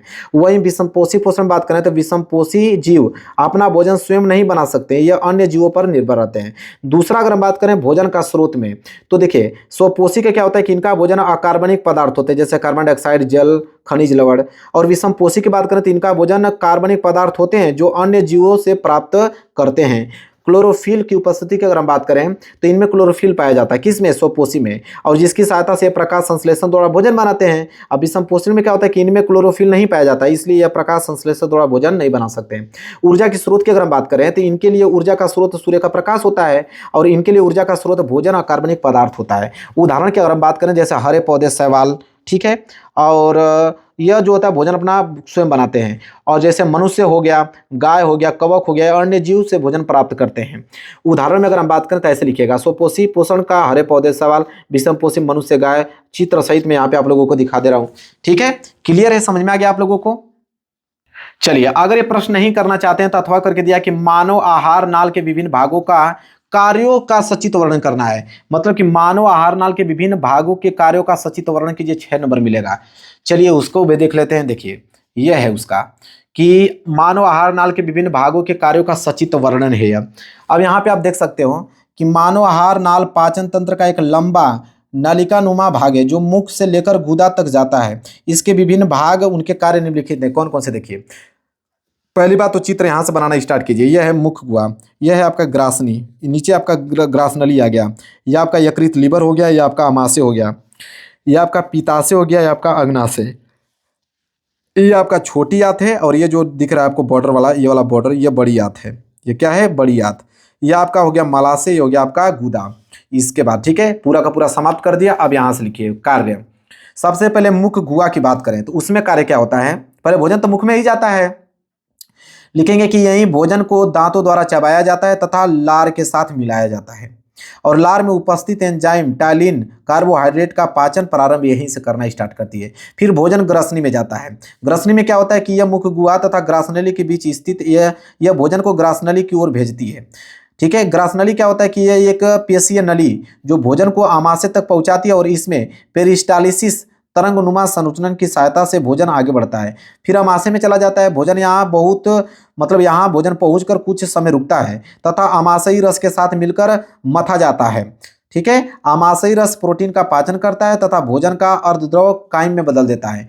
इसके बाद छोटी आंच में भोजन जाता है, मतलब यह भोजन का मुख्य स्थान है। यहाँ अग्नाशय रस, पीत रस और आंत रस मिलकर कार्बोहाइड्रेट, प्रोटीन और वसा का पाचन पूरा करते हैं, और यहीं से पचे हुए पोषक तत्व रक्त में अवशोषित हो जाते हैं। फिर बड़ी आंत में, इसमें जल का अवशोषण होता है, और यहाँ उपयोगी जीवाणु विटामिन के तथा कुछ विटामिन बी का निर्माण होता है, और शेष अपचयित पदार्थ मल के रूप में क्या हो जाते हैं? एकत्रित हो जाते हैं। फिर मलाशय में चला जाता है, और यह मल को कुछ समय तक संचित रखता है। फिर गुदा के द्वारा, इसके द्वारा मल शरीर से क्या हो जाता है? बाहर निकल जाता है। लो भाई, पूरा का पूरा सॉल्यूशन समाप्त, और पूरा का पूरा यह मॉडल पेपर हो गया समाप्त। अगर ये मॉडल पेपर आप तैयार कर ले तो ये गेस्ट पेपर है, इसको हमने बनाया हुआ है। इसमें very very most important question मैंने डाल रखा है। ऐसे आप 10-15 मॉडल पेपर कर लोगे ना, सारे के सारे महत्वपूर्ण प्रश्न आपके तैयार हो जाएंगे, और आपका सपना 95% का बिल्कुल पूरा हो जाएगा। अगर वीडियो पसंद आए तो वीडियो को लाइक कर देना, चैनल पर नहीं हो तो चैनल को जरूर सब्सक्राइब कर लेना। मिलेंगे एक प्यारे से नेक्स्ट वीडियो में, तब तक के लिए धन्यवाद।